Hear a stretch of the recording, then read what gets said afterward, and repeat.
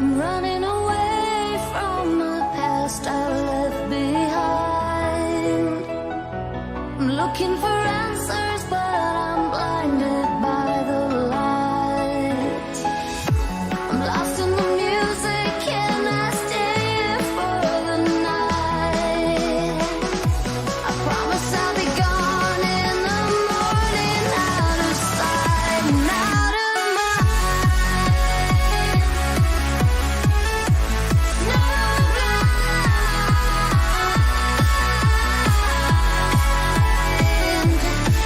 of sight and out of mind. No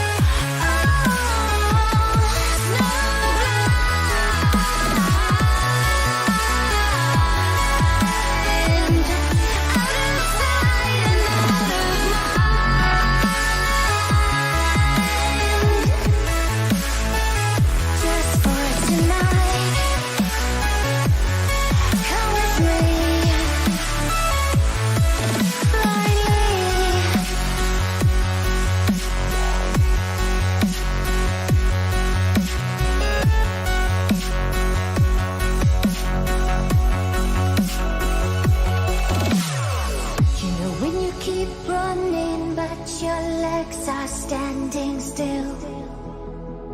It's like you're stuck in a nightmare, but you keep doing it for the thrill. Well, this is reality, you only live it once, so wake up from your dream. But just for tonight, let the lines get blurred, let your thoughts be free, let your thoughts be free.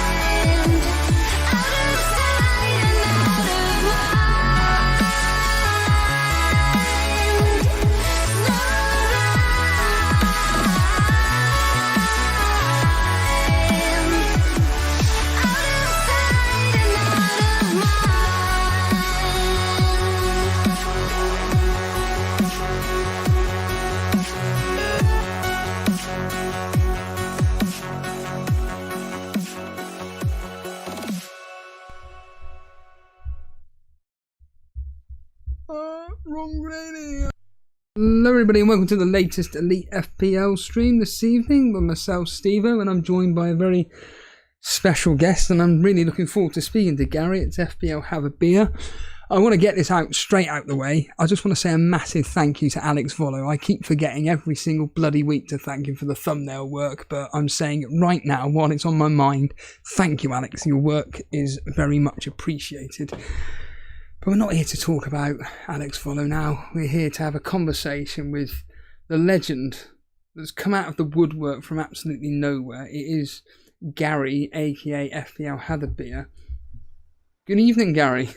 Hello, Stevo. Honoured to be on, mate. Honoured to be on. No, thank you. I'm just going to crack on, to be honest with you, because do you think that's a true statement that I've just made about you? The fact that you've just come out of the woodwork from nowhere, and there's a few people that have been made aware of your work, including myself. And for people like me, I really do enjoy what you've done. And it was all because of one particular video regarding your tier list regarding other FPL channels. Yeah, that's right. I mean, basically, I had never made a video in my life until I think it was 2.5 weeks ago. and made that tier list video. But actually, to be honest, I did 2 reviews before that. You're like this, Steve-O. I reviewed the Australian Office and for a football manager game. And I got to the 3rd video and I thought, I'm going to do an FPL video. I'm going to do a tier list. And then I woke up, checked it a couple of days later. It had like 1,000 views. So I thought, let's do an FPL channel and see what, make a go of it, see what we can do. Yeah, can't be slagging off FPL content, Grant. can't be doing that, Gary. Just want to quickly just say hello to a few people that are in the chat. I know it's a busy evening tonight with the football and whatnot. I see Aston Villa lost 1-0. Surprise, surprise. Colm saying here, FPL juice. Oh right, yes, this is for you, Gary. Okay. This is for you, Gary. FPL juice. If I'm bored. If it's too long, I'll think you'll find it's not long enough. Says. All right, sorry. Colm, your English is terrible, mate. It's too long, I think you'll find it's not long enough, Colm is saying here. And we'll get onto that in a minute because we are going to be talking a lot about this tier list because I found it really, really interesting. And I know you've done a lot of work since then and we'll get onto that. Matthew Zaishi, good evening. Kevin Kelly, Scotty D, FPL Matthew, win a lot. Clickers, sorry. Harry Dawson, Animation, Jojo and Hayes. And yeah, like I said, just if you've got any comments or anything, let us know in the chat. But yeah, Gary, let's just crack on with the juicy stuff really because FPL content from my personal perspective is very, very samey and I find it boring, to be completely frank with you. I don't particularly enjoy it. I only listen to yourself. I listen to FPL Juice, AlfPL and Black Box. But even then with Black Box, I've said it many occasions that I only listen to the first half and the end half. I don't listen to the middle bit because I just have zero interest in data. And I now start watching, or I have been watching, Yelena's FPL vlogs because it's just different style. I watched one of them last night. It was interesting. It was... Yeah, watch I highly recommend if you want to do it now, go on to X and look at the post that I did a few minutes ago regarding her vlog. There's always an officeism within, and I'll find it.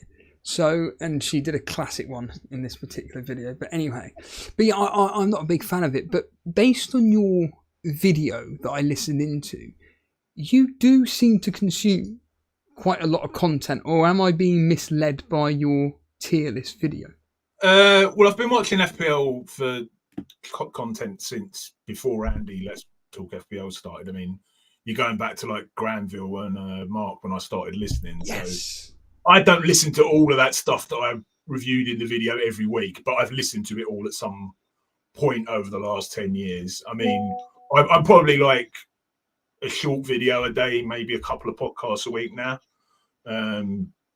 depending on how much time I get, But yeah, I've listened to all the ones that pretty much all the ones I had in the tier list, at least to an extent that I felt I could give them a rating.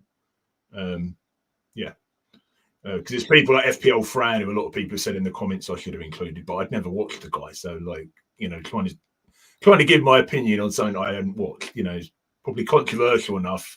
As you say, I'm a controversial opinionator, Steve. I looked up. I don't even think opinionator is a word, mate. I think you'll find it is. I Wikipedia'd it, so... Okay, I'll stand corrected then. I do watch quite a bit still, though, yeah. So, for anybody that doesn't know, do you want to explain what this video is? And then we'll talk about it a bit further, because I do want to talk to you at length about it. So just want to tell people what this video was that you did. I mean, I'm assuming everyone knows what a tier list. If they don't, it's basically a ranking video, like on a scale of A to E. But you rename them. So mine was like... so basically, I rated them on how often I watch them or not. So there was an avoid, which is, it comes up and you're off. There's no way I'm clicking on that. There's an if I'm bored, which I think they said if I broke my leg and couldn't go to work and couldn't go to the pub or anything, it might have a chance. Yeah, juice. But not necessarily, not necessarily terrible content, just stuff I don't have time to watch. Then there was like the the average, which was basically if I have time. Then there was like B, which was try my best to watch it. I watch it most weeks, and then there was like the top one, must watch essential sort of stuff. Like in a week where I literally had no time to watch the FPL apart from when I'm making my dinner or something. So yeah, that's basically it. Yeah. Yeah, and I find what I really enjoyed about it was that you had a very opinionated. You did have a very interesting opinion because it's about an hour long, isn't in the video, and you did have a genuine good argument. A case for the reasons as to why you like or don't like these particular videos. But the reason why you've come out of the blue, I want to ask you this: is who posted about this on X to then kind of? I didn't even have a Twitter account, so FPL Sparta. Oh, hello, John. He put a message on my video saying, I think it was originally Alf had asked if he could use the image. Right. Juice had said, we need to get our ranking up a bit. We're going to invite this guy on the show. Does anyone know what his Twitter at? So basically, like the next day, I had a Twitter account and started interacting a bit because, I've kind of avoided having a Twitter account for many years, but I'm on there now at FPL. Have a bit. And then it seemed to have got a lot of bit of traction because then I was made aware of it. Someone on our Patreon, actually, it may have even been John himself. I don't think it was. It may have been Greasy. They made me aware of this video, and I just basically said, I'll just give it a watch. I don't really care for these videos because, to be completely honest with you, I find videos like that. Whether it's FPL, but it's very rarely it's FPL. It's normally in billion tier lists. I mean, one of the things that pisses me off with the tier lists in general, like in football terms, you've got like a tier list of who the best left back was in game week 38. Yeah. I mean, it just gets stupid. But there wasn't one on FPL. But sorry, mate, I interrupted you. No. I just find that videos like that, especially in the fitness world, or like you said, in the world of football, is just like, Jesus Christ, because there's never any, ironically, there's no opinion based on what they're just saying. And then when it comes to the world of FPL, it's very rare that you hear someone say what they're really thinking about particular channels. And it was actually quite refreshing hearing it from someone. And like I say, when I listened into this, I was like, he's making some good points. It's not like, for instance, there was a bias towards certain content creators. It was actually quite a well-balanced argument for each one. Mm. And to be completely frank, I agreed with them. I think I agreed with most of it, to be honest with you. And subsequently, since you did that video, you then went on to do a fantastic video about deadlines. And you did one about FF Hub and FF Scout and the various other tools that you can use and websites you can use. Yeah. I thought they were really, really interesting. And I thought, you know what? And I know this is going to sound really patronising. I thought, you know what? This guy, I don't know who he is, but actually the content, it's actually, in fact, reminds me, talking of another FPL channel I watch, it's actually Trigger Lips. I keep forgetting Trigger Lips. He's another one which I enjoy.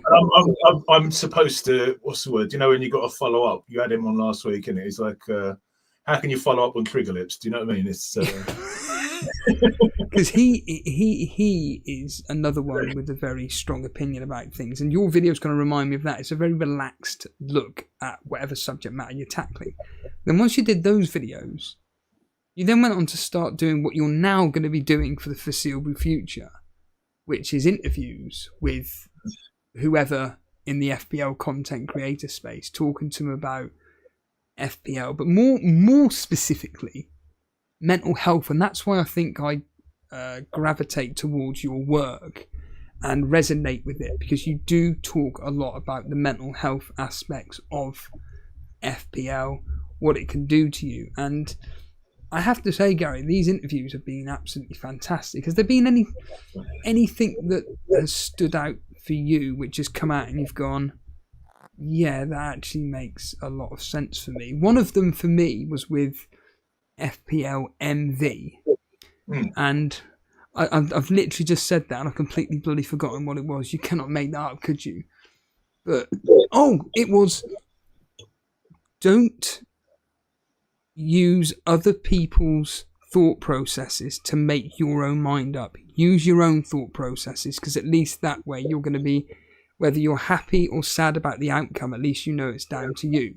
Whereas when you're relying on others to make that decision for you, whatever the outcome may be, the feeling isn't going to be the same, or words to that effect. And has there anything that's come out from the interview so far with the guys that you've done where you've gone, actually, I really like that thought process? Yeah, well, I'll tell you the thing that surprised me most was, I can't remember, it was one of the Toms, it was either Golden Goal FPL or FPL Tom, who said to me, when they have a bad game week, the thing that they find most helpful is jumping into content creation and like going back into it. Because when I have a bad game week or something, I just, disappear and don't look at anything for a couple of days. So the fact they kind of jumped straight back into it, and it was almost like, I think in his mind, he kind of separates out FPL from the content creation. Yeah. So the content creation is almost like a different hobby, if you get what I mean. So that surprised me. In terms of what people have said to me, I interviewed FPL Mate last night. He had some really good points. Just about stepping away when it's not going great from a mental health perspective. And as you say, owing your decisions, if you know what I mean. A lot of, because I've been asking them, like the guys, like, what's the most negative thing about being a content creator? And nearly all of them, perhaps all of them, have said, getting a lot of trolls, do you want me to call it? Basically getting blamed when someone has a bad game week because they've followed the blaming the content creator, basically, because they haven't followed their own decision-making process, or they haven't even got a decision-making process, and they've just gone along with what mate or whoever's told them to do. It's been interesting. Yeah, spoiler alert here. And you had FPL Mate on your tier list as avoid like the plague. I did. Yeah. Once you've interviewed him, you've come away with a positive, with a more positive light on him. Do you want to if you want to go into detail as to why you've not necessarily changed your mind about his content, but certainly him as a man, as David Brent says. I'll say, right, the tier list was only on their content. I never really had a negative opinion of him as a bloke. I have no idea. He's absolutely lovely. He was first one to reply. I emailed loads of content creators. He was the first one to reply and said, "It'll be lovely to do it, particularly if it's to do with mental health." He was really helpful, really supportive. So absolutely lovely bloke. I just happened to find his content a little bit. Maybe you could fill in here for me, Steve.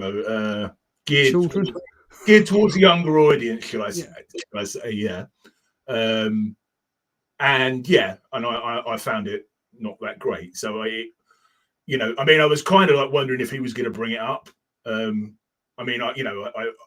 It sounds a bit arrogant to think that he would have watched that video, but he does share a studio with FPL Juice. So the fact that they were aware of it, I'm sure they had mentioned it to him, but he didn't say anything about it at all. And if he was aware, then it certainly didn't affect him because he was, it was brilliant. It was brilliant. But, I can't say my opinion on his content's changed because it, that would be lying. But lovely bloke.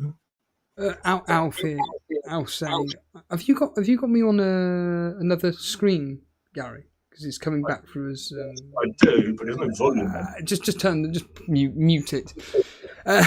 Alf saying, I'm live and I'm here to say hello to Steve-O, Jason, and the family. Yeah, good evening, Alf. I'll be listening to your stream probably Friday. If you're aware, if you're aware of Alf, Gary, but he's deciding to do a stream every single night for about 40 minutes to an hour every day for the next 3 months. Now, he has said that he's probably going to stop at the international break, but James, the producer of Juice, has said, nope, do it for 3 months straight. See how 3 it goes. months?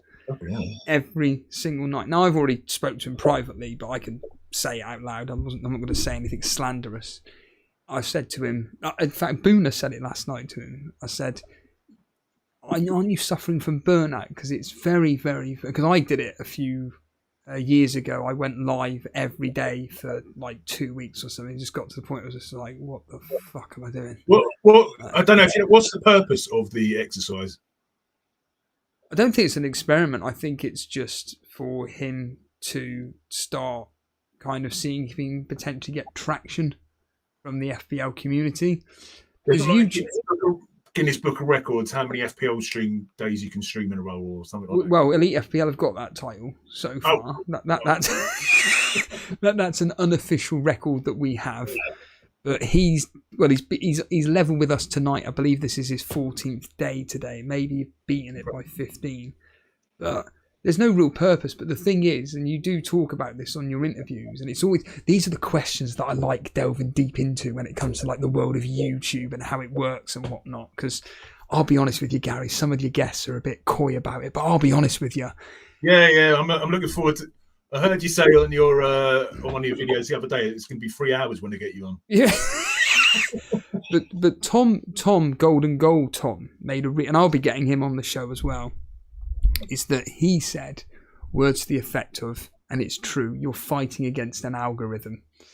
And what's really difficult about social media, or more specifically YouTube, is that you really are fighting against an algorithm. So I think Alf is just trying to see what the algorithm does with his videos and streaming, to be honest with you, and see if he picks up some traction. I'm trying my best to advertise. Well, I say I'm not deliberately doing it. I am deliberately doing it, but I'm not doing it for the purposes of trying to get then traction from him. I'm genuinely doing it because I really enjoy the work that Alf does, and I always try and encourage independent content creators to do what they want to do. It's very different. I've only watched a couple of them, but it's very different as well. It's more of a meme sort of take. Yeah, it's just a bloke looking at what's happening in the world of X and just reacting to it and playing relaxing music in the background. Like I say, I can listen to it every single day. Well, the following day, because I don't listen to live streams at all when they're live. It's always the following day on the replay.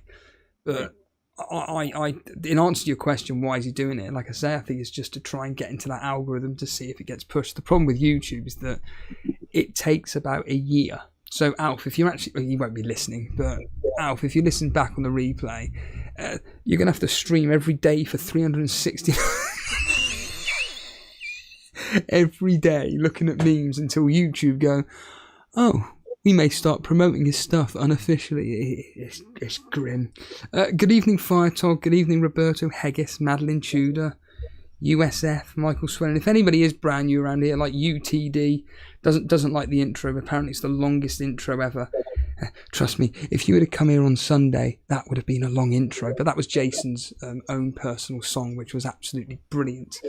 Another thing that I thought that came out with Tom's interview, Golden Goal, which I completely relate with, is he mentioned about the fact that because he creates content, it's very rare that he now watches content. Mm-hmm. And that is something I certainly do relate with. And I find that you have to kind of pick and choose who you want to listen to and watch, rather than what I used to do, which was try and consume everything, which was just crazy. I mean, do you have a healthy relationship with consuming content? I do now, but I'd say I probably didn't maybe post-COVID sort of period. I was trying to listen. I remember if I listened to a podcast on the way to work, as soon as I got to work, the first thing I'd do is write down on a piece of paper, like, you know, if I'd heard 2 or 3 names of players that come up, you know, I'd write it down and then I'd bring that bit of paper home, I'd write it in my plan, and I was like that every day, which just wasn't healthy. To be honest, the last couple of years, I've taken a step back. I listen to podcasts, listen to yourselves. So I listen to a couple of podcasts. I listen to Andy usually, maybe Raptor if I've got time, and then I won't look at my team to Friday night because there's no point, because there'll be an injury, there'll be something in the press conferences that fucks you up anyway. So there's not really any. Do you know what I mean? I think it's just a waste. And then if you've got this great plan that you've been spending Monday, Tuesday, Wednesday, Thursday thinking about, and then it's all out the window, then what was the point? Do you know what I mean? So that's why I'm waiting for. We will be getting into our teams and everything in a minute, but it's what I'm waiting for. I'm waiting for Thursday games to get out of the way, and then it's down to bringing in Masrari and Johnson. Because I mean, ironically, talking of listening to others, my consultant Ray Qureshi, he has suggested that not to bring in a Man United attacker, but get that Spurs attacker in. I had a question about Ray, if I may. Yeah, go for it. I've read that he doesn't play FPL now. That's correct. Yeah. So but he's still watching all the FPL strict. Is there any context? No, he doesn't. He only consumes pretty much this channel, and also he's part of the channel now. Unofficially, he's part of the channel. He joins me every Saturday. Well, he tries to join me every Saturday for the Saturday night reaction, and basically, sort of. Yeah, the story is that we only connected. Do you know what, Ray? If you're in the chat, let me know. But we only connected about 6 months ago, something like that, and it was because of FPL Juice and a couple of tangent episodes I did, and Ray we started messaging through DMs on X, and then I just said, look, mate, I can't be bothered with this X stuff. Just take my phone number, and I'll just voice message you instead. And you know when you just connect with someone, it could be anybody, and you think, yeah, I like this person a lot. There's something about this guy which I've got a good connection with and a good rapport with. And it's not just FPL we talk about life things, girls and all that nonsense. And we met up sometime in the summer, just before I think it was just before the season kicked off in July-ish, maybe August. And we spent 5 hours in each other's company down in Weatherspoons in Victoria. It's a bit of a bromance happening now. Yeah, to be completely frank. And then since then, he made the decision to quit FPL after last season, because he's another one which I was gonna put his name forward to you. I'll probably do that afterwards, who I think would be really good for you to speak to about mental health and the FPL space, because I don't want to speak on his behalf because I'll be putting words in his mouth, but to kind of paraphrase, he was just getting sick to death of the way FPL, as not only as a game was going, but just the FPL content, he was just getting absolutely sick to death of it and how it was making him feel. And he wasn't getting any real direct enjoyment out of it. So he just decided, do you know what? I'm going to make this decision now. I'm just going to quit the game. And I said, stick with your guns and let's see how you feel once the game launches. So the game launches, and he was struggling, but speaking to me on a daily basis, he was getting through the whole thing of like, I don't want to touch it, I don't want to touch it, I don't want to touch it. You know, it's a bit like an alcoholic with withdrawal symptoms. Yeah, that's what I was telling him on the phone. Yeah. And then it got towards like the first week of the build up to game week 1, and he was struggling from what I remember. And then he still didn't make a team, and then I said, "You've done it. You've been the alcoholic that's now been invited to a wedding, and you've got through the wedding, and you haven't touched a drop." And he got through that, and now fast forward, 3 months since the season kicked off, and I mean, he does play Telegraph fantasy football. He's doing very well in that, and he said it's probably the best decision he's made. I think maybe we should start up like an FPL anonymous, where the FPL players that want to get off of it kind of like go and meet every week, like AA, I don't know, like something like that.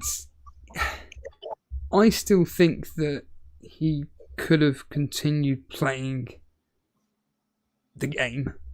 I think that maybe it would have been better for him to do what I do, which is mute anything to do with FPL on X to start with. I don't want to keep the alcoholic comparison going a bit too much, but there are people, alcoholics I'm thinking about here, who, some people can have a drink and then that's it. I'm thinking here with FPL, you can look at your team for 10 minutes and step away. Whereas some alcoholics, as soon as they have one, they have 50. And maybe it's the same for some FPL players they can't just look at it for 10 minutes. If they're in it, they're going to be in it full chagrin, you know what I mean, and can't pull out of it. So I'm not saying that's Ray, but that. No. I know. I think that is Ray. I think it's me. I think there's a lot of people watching this. I think it's you. I think it's the majority of people that take the game seriously is that person. And whereas with people like my mate Mr. Reed, he is that literally the person who, just has to look at his team once and go, got a few injuries, yeah, bring him in, done. Never look at it again. He didn't touch his team for 4 weeks and he's doing better than me. And the other day he just went, yeah, I'll just bring in Fernandez. Yeah, I'll bring in Vardy. Oh, yeah, I'll bring in this player, that player. Done. And he's still beating me. And whereas there's people like me that's creating content at least 3 or 4 times a week. And I'm just in it. And no matter how many FPL accounts I've muted on X, it doesn't matter. I'm still involved with it. I mean, I was messaging, me and mate Ray were messaging about my transfer dilemma. What I'm going into this game week, and it's not playing on my mind constantly, but when you are a content creator, you are going to be thinking about FPL a lot. Hegger saying a podcast is a nice way to get another view of things, but it is a shame that most content creators tell the same story. Agreed. Talking of podcast, the double pivot is here. I'm assuming, yes, that is Shane. He's driving to Nottingham at the Forest. Good evening, Shane. Hopefully we can keep you entertained for the next 10 minutes or so. And Animation is just saying, I love a good old chat about FPL and mental health. And yeah, I think that it is a subject matter which, again, please go to Gary's YouTube channel and check out the videos that he's doing, because it is really, really interesting. And I do want to talk to you about the deadline stuff, because I'm in complete agreement with you that something needs to be done about the deadline. I think, personally, the simplest way of doing it is the first kickoff, and I think the majority of your guests have said the same thing, the first kickoff of the game week. So, for instance, this week is whatever the 3 o'clock kickoffs are, that's the first. That's the deadline done, not an hour and a half beforehand. And I do think that the deadline streams do add a stress to a lot of people. I will hold my hands up. I'm, guilty. Get a new rule, get a new FPL deadline. It's just one of those. The reason I made that video was I remember reading, it was one of Andy's deadline streams. I don't watch them live, but I will usually go back and to see what movies made. Yeah. There were 3 comments in there suggesting that whoever was watching, 3 separate comments, which basically implied people who've been watching the video in India or America or wherever, who got up at 2 a.m, watched an entire stream, or maybe 3 a.m, 4 a.m, they've been asleep, watched an hour and a half, 2 hours stream, and then tried to go back to bed, and they didn't sound very relaxed, can I say. They sound like, they've probably been worked up. It's probably going to take them 2 hours to get back to bed. So they've lost 4 hours sleep for what? To find out that Smith Rowe's not starting. Or to find out nothing, because, more often than not, there'll be nothing relevant in those streams at all to your team. So that I just thought was absolutely insane. I'm not saying, if you want to get up and watch a deadline stream, it's fine. But, there's levels to where it's sane to do that. You know what I mean? And it's a big problem because, there's such a large percentage of, I don't know what the stats are, but our FPL players do not live in England. There's a massive contingent in the Asian countries. So, it probably is relevant to quite a few people. Yeah, I think if I'm going to do a random number, I'd probably say 60% of users are UK based and the other 40% are spread out. But I think of that 40%, probably 20 is in India or the Southern Asian market. And then the other 20% is split across various other, probably Australia and America.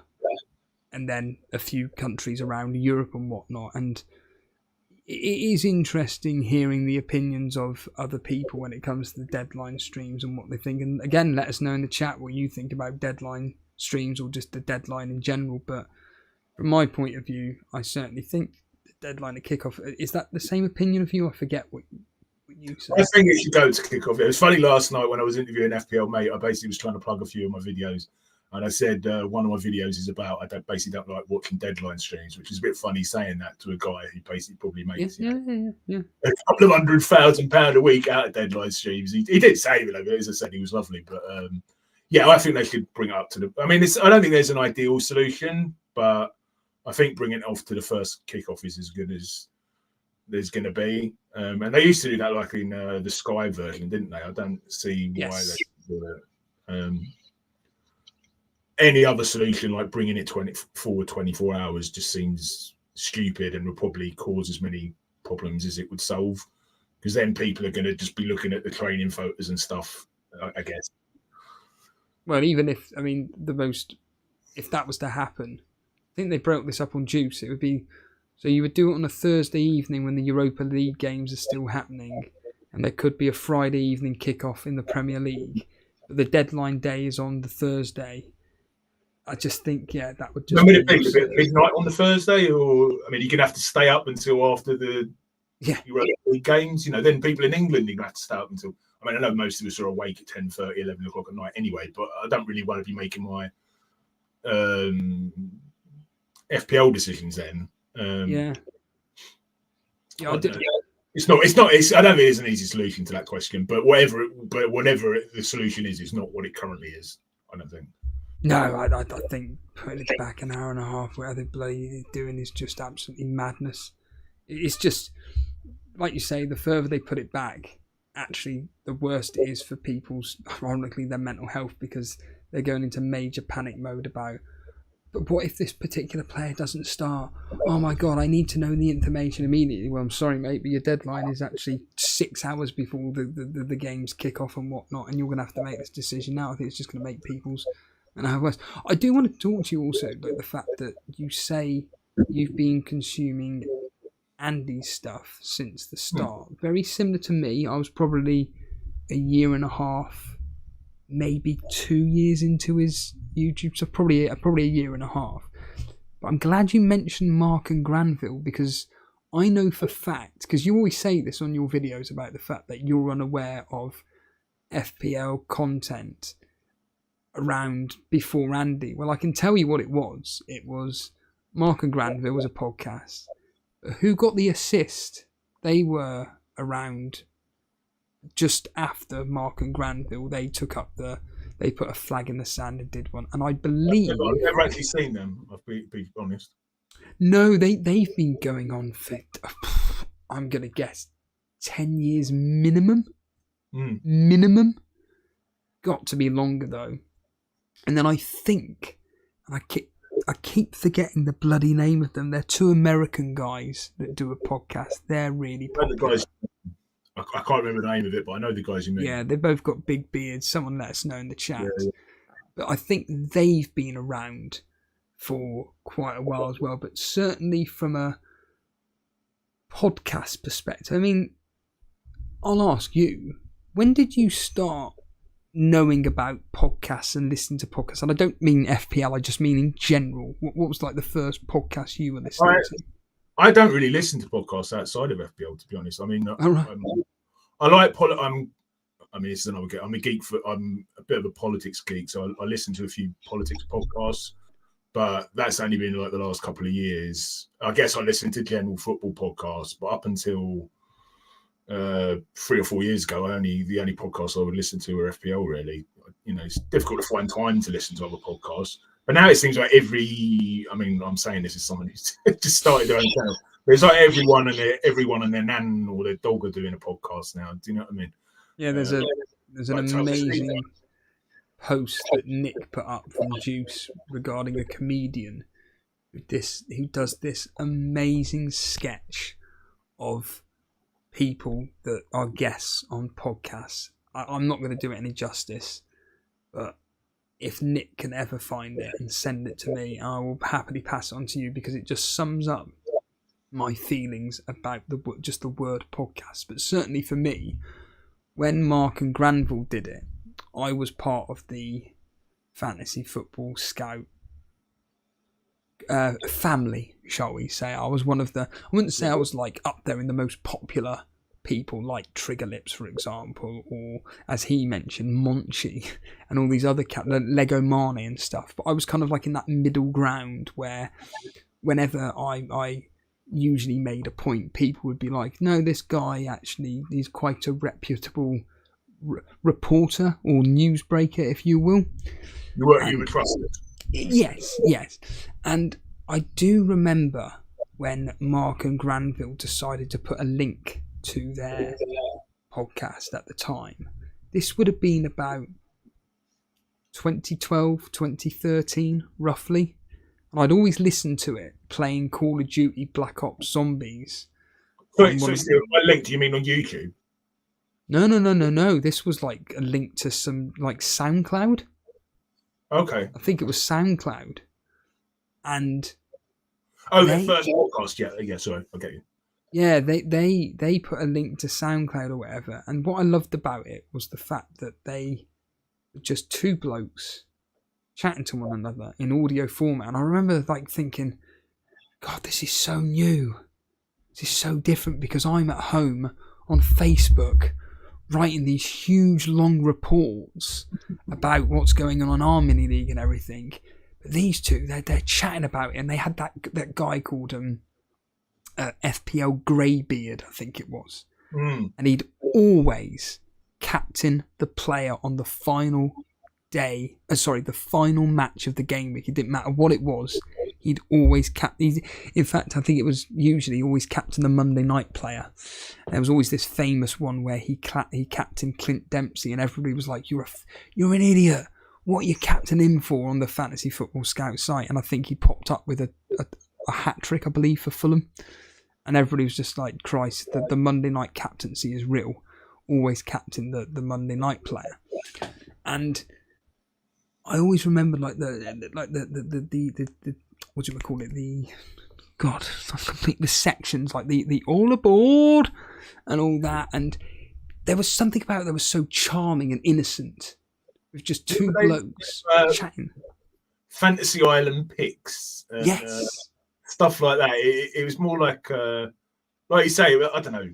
I don't want to say it wasn't like a kid show, because the way that they talk certainly wasn't like a kid show, but it had sections in it, like, I don't know, you'd have different sections in kid shows when you were growing up, like this section, that section, and it was fun. It wasn't, a lot of the FPL content now is so condensed, and I don't want to say serious, but the way it's presented is quite serious. Where with them guys, it was just fun, and it was just chatting and entertaining. I mean, we've talked about this a bit on Twitter. I know that's what I really miss, and I think that's what I like about Black Box. And as you say, I mean, I do watch the whole thing, but when it starts getting into the XG and blah blah blah, it sort of sucks the not completely, but it sucks the life out of the enjoyment of the podcast.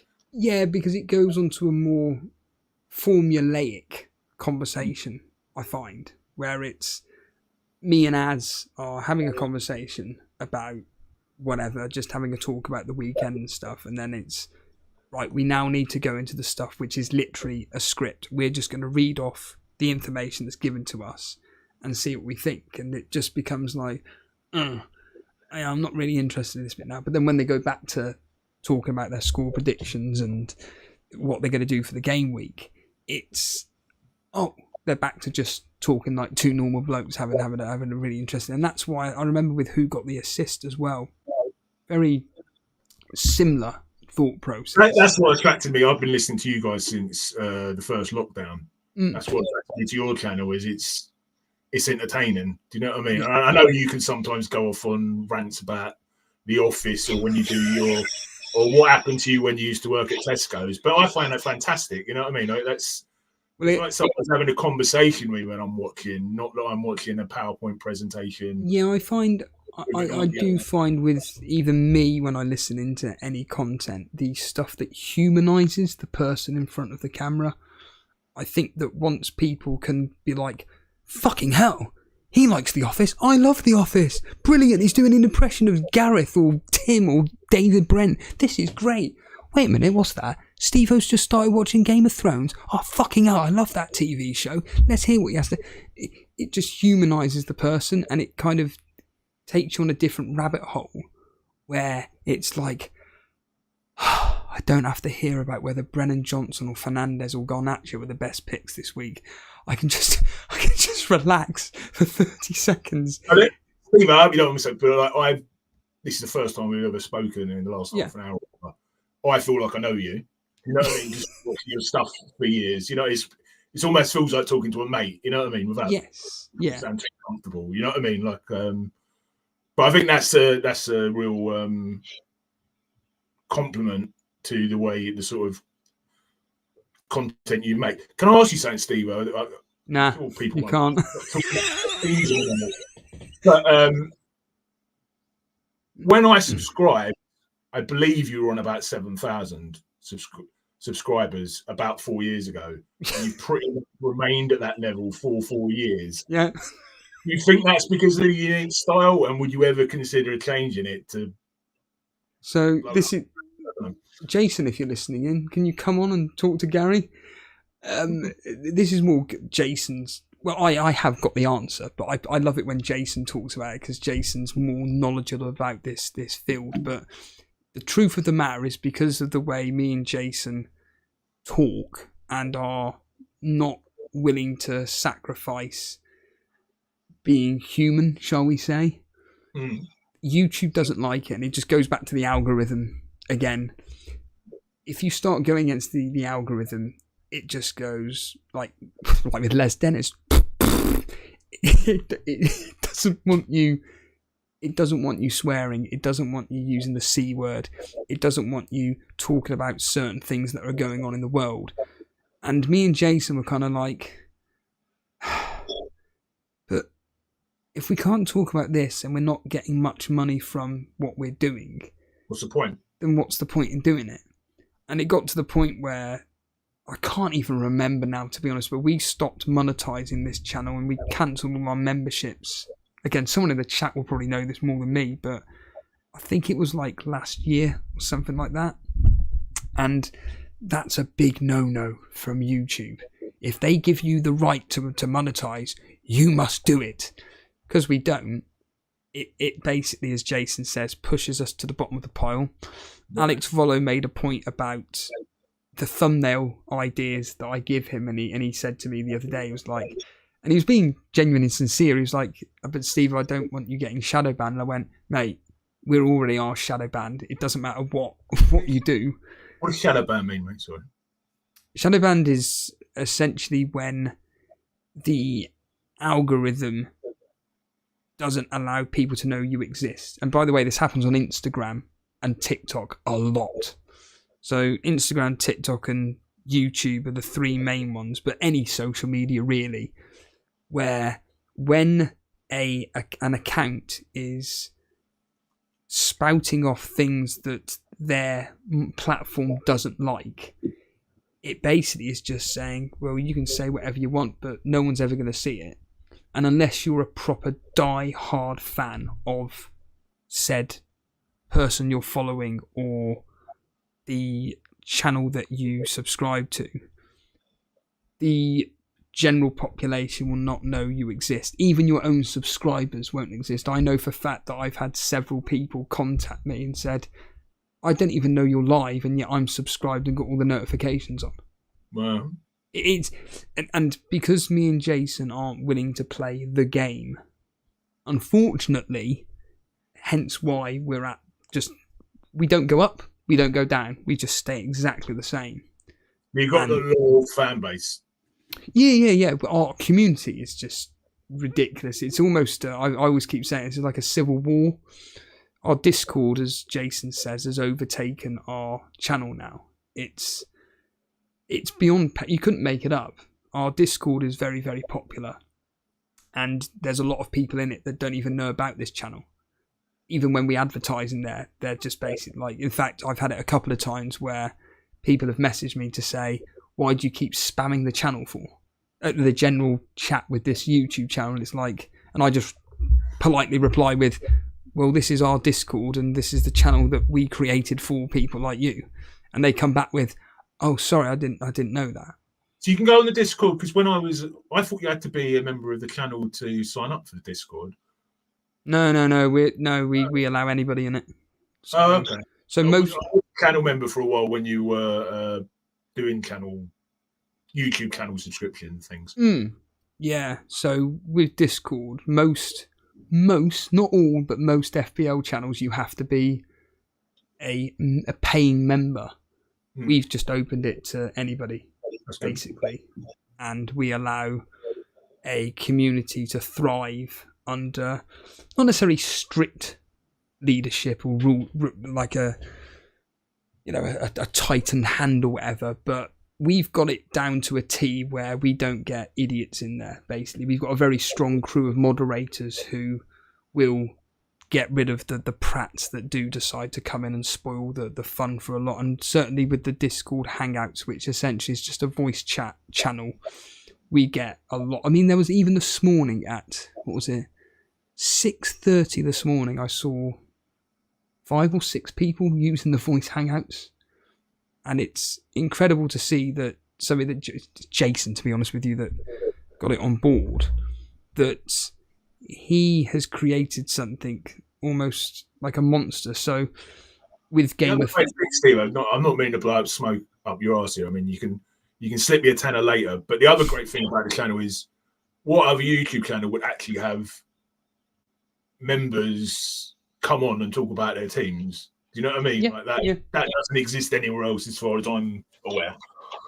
No, it doesn't. I know, again, I don't want to talk on Jason's behalf because Jason talks very eloquently about all this stuff. But I do know that there are a lot of channels out there that have copied what we've done. In fact, to be completely frank, the Discord is probably the biggest one. We know for fact that one of the biggest content creators decided to copy us from a Discord perspective. And they came to us. They actually came to us and asked for help with everything, and they didn't give us any credit for it whatsoever. And we're just like, fuck me. Like, you're one of the biggest content creators out there. We've helped you with setting up your Discord, and yet you don't even want to give us some form of credit for it. Like, come on, man. Like, it's pretty hard to take, and there's you're still holding on your integrity by not calling them out. Yeah, I'm not going to call them out. Even in Patreon stuff, when I really do go off on one about certain things, I do not mention names. I refuse to do that because I think that's wrong. I'll do it with certain people because I couldn't care less. But with majority of people, I'll keep their name anonymous. But even with the the vlogs that I do, not that I do them regularly, but I find it funny that whenever you see, for instance, certain other content creators do vlogs, you'll always see someone write, "Thanks to Elite FPL for starting this trend up." Now, I don't believe that at all, because that's not true. Vlogging is not exactly difficult. Anybody can do it. You can do it. Whoever else can do it. I always find it funny that there's a few people out there. Random walks about Heathrow Airport. And stuff like that. Yeah, and I don't sit here now going, yeah, they're right.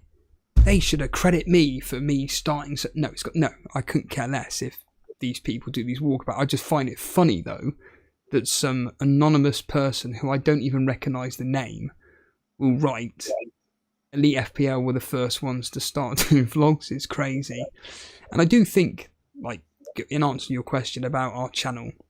And the reason why it hasn't grown is because over the last 3 years, well, actually, no, fuck that. Since coronavirus, our channel took a big hit. I'm not going to go into too much detail, but we took a big hit, which really, really upset me.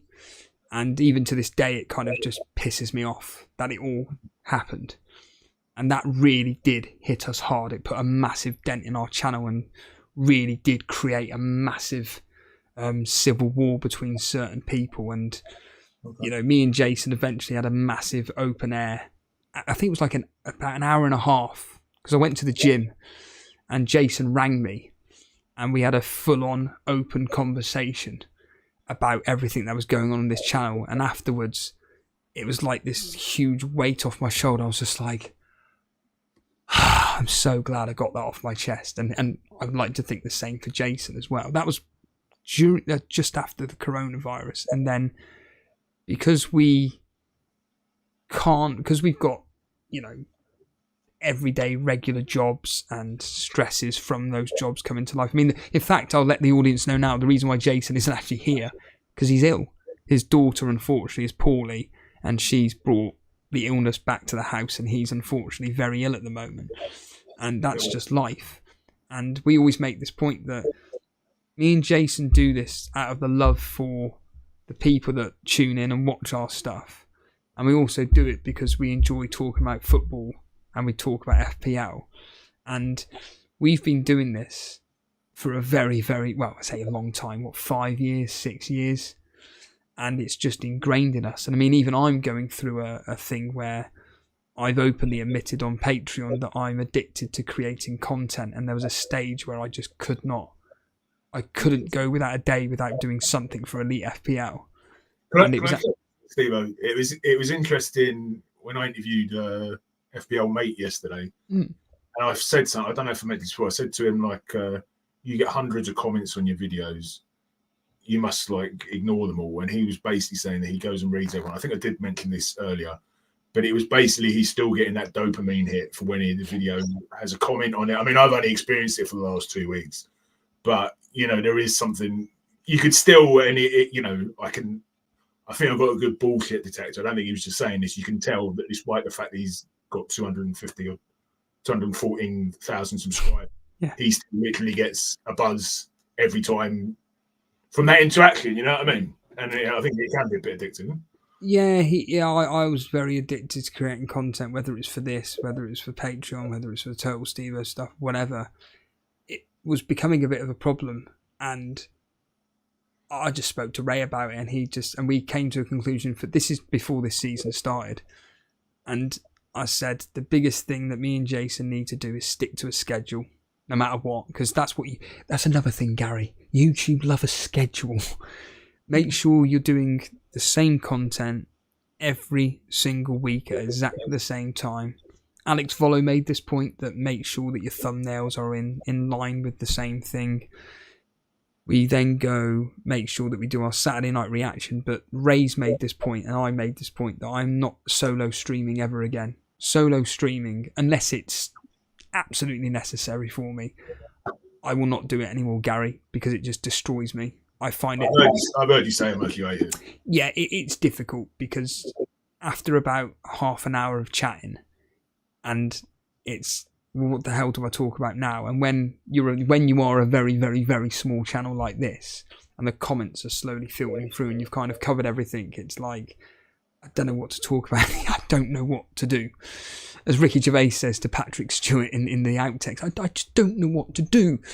And yeah, I've just decided not to solo stream, but because I've now pulled my finger out and doing what you're doing with your channel, which is just getting guests on every single preview week with me and Jason, it's certainly enthused Jason a lot more. I can immediately see that. He's more enthusiastic about doing the streams.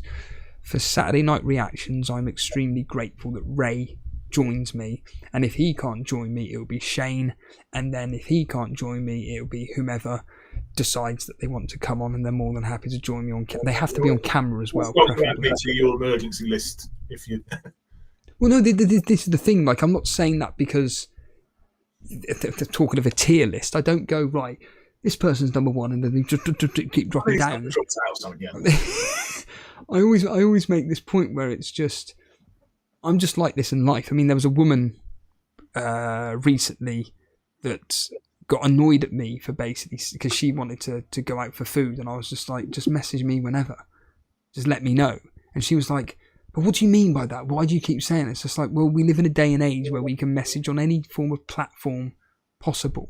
It's not like if you message me, I'm not going to get back to you in about 6 days because I've got no credit, because on Friday, that's my day when I get credit.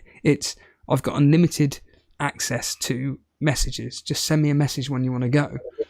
And she just couldn't get her head around that. And it's the same with doing this content. It's, if me personally am struggling with finding a guest, it's pretty much like, right, can this person do it? Right, no. Can this person do it? No, right. And then who will it come down to? I'm just imagining, Steve, I sort of make it funny, but come on, mate. I'm just imagining you were going to bring a video out of like your tier list of content creators, and you might stir up a bit of controversy with that one. Yeah, it's just true. It's absolutely mad. And I'm really, this season, really enjoying doing the streams with whoever it is. Like, usually, obviously, it's with Jason. But, like, tonight, for instance, I'm telling you now, if Jason hadn't shown me how to do all this stuff by setting up the camera and getting someone on, I'm stuffed. I don't have a clue what I'm doing. I'm a technophobe, basically. Same way, yeah. Jason's the guy that knows it all, what to do and whatnot. And the friends that you make as well, especially, I mean, funny enough, one of the biggest things I've hated about FPL Juice, that's right, hated about it, is that actually I've discovered that talking FPL in person and actually doing content in person in a studio is one of the best things ever. It's so empowering, and I love those boys. I mean, I'm wearing their I mean, I know you can't see me, but the audience can. I'm wearing their hoodie. I've got their little glass next to me here, and I adore them guys because what they've done for me is kind of allowed an outlet for me where I can go to that, because they put on so many events. I can go to their events. I know you said before, I think it was you that said this, that you think that's the future of FPL content. Yeah. So I sort of disagree with that, because I can see how it would be better in terms of the interactions and stuff.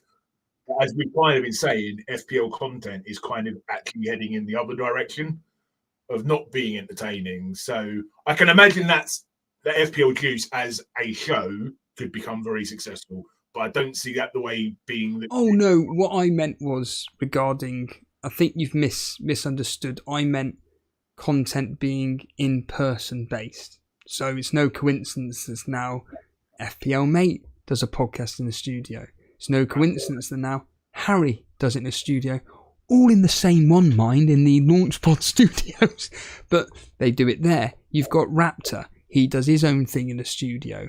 Planet FPL, now they've not got a studio per se, but they've always done what they've done. And I think, and that's another podcast which I used to listen to a lot of, Planet FPL, because Suj and James, their camaraderie with one another is just phenomenal. And it's because they're in person and they're able to bounce one another's ideas off, and there's none of this internet cut off. And I think that if, for instance, if the other guys, I'm just going to use Andy as an example, or even Mark and Az, if they had the opportunity to be in a studio, I think they'd bite their hands off. But the problem with a lot of this stuff is that it's just the technicalities of it all. I'll give another example still. I mean, cut me off when you actually want to start talking FPL. But I was in therapy during COVID. Started, and then started having obviously online sessions instead of in-person sessions. I wasn't in there for anything. Wasn't having counselling for anything serious, but the counselling in person was so much better than the counselling online for me basically did absolutely nothing, because it just missed everything. You know what I mean? It's that human interconnection and the eye contact and all of that, which, you know, I was probably saying the same things. We were probably discussing the same things, but it just didn't help me at all. And I think that, you know, I know that's a very different example, but I think... No, I don't think it is. applies to FPL content or any content. Yeah, I mean, I touch upon it a lot about just life in general. I think that one thing that humans have lost is that human interaction. People are more obsessed with being able to speak to their... I mean, the irony is that the argument from... Are you a psychologist? You're a psychologist, aren't you, by trade? Yeah. So psychologists like you would go, well, it's actually a good thing that people can interact with their loved ones from across the world because of X, Y, and Z reasons. But they don't then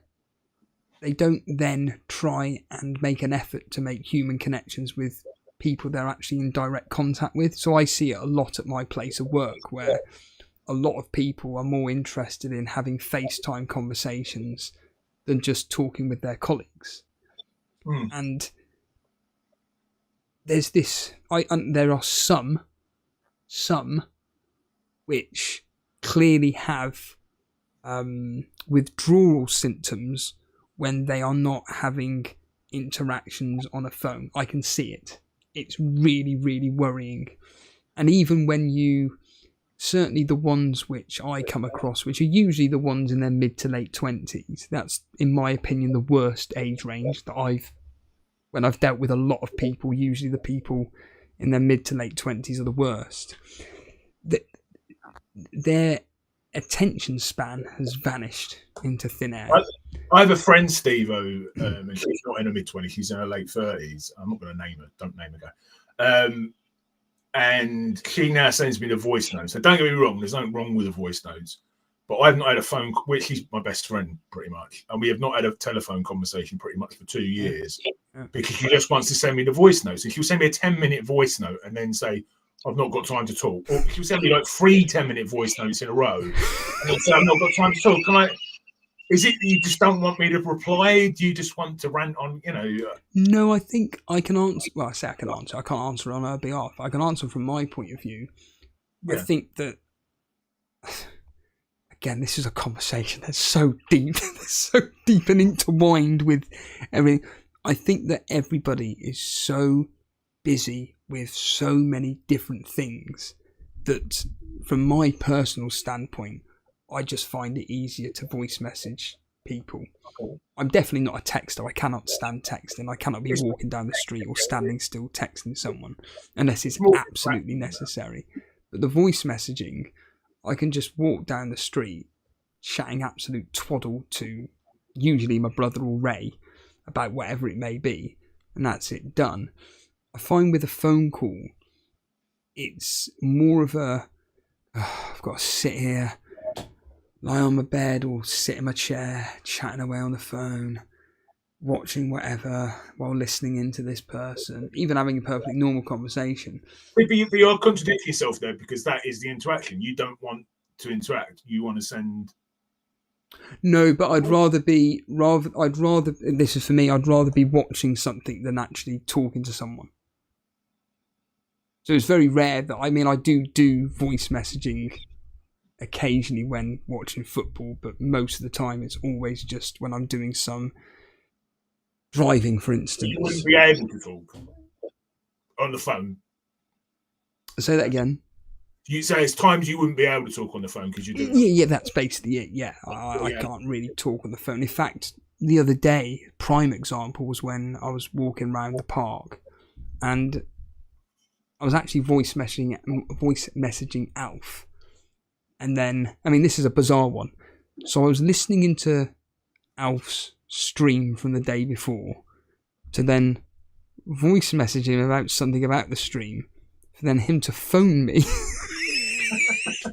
And I just thought, well, I may as well talk to him on the phone because I'm voice messaging him anyway. And then I just spoke to him for 10 minutes and whatnot. And I'm not going to lie, the one thing that I get from a phone call is that you get all your answers instantly done. Whereas with a voice messaging, it's not that I'm going to panic mode about, oh my God, is this person going to message back?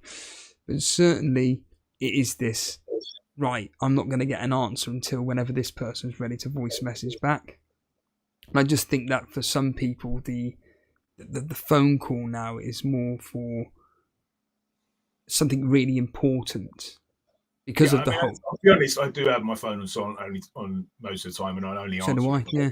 So do I. I only answer if it's like my mum or someone really important. Otherwise, I'll generally leave it and ring back or something.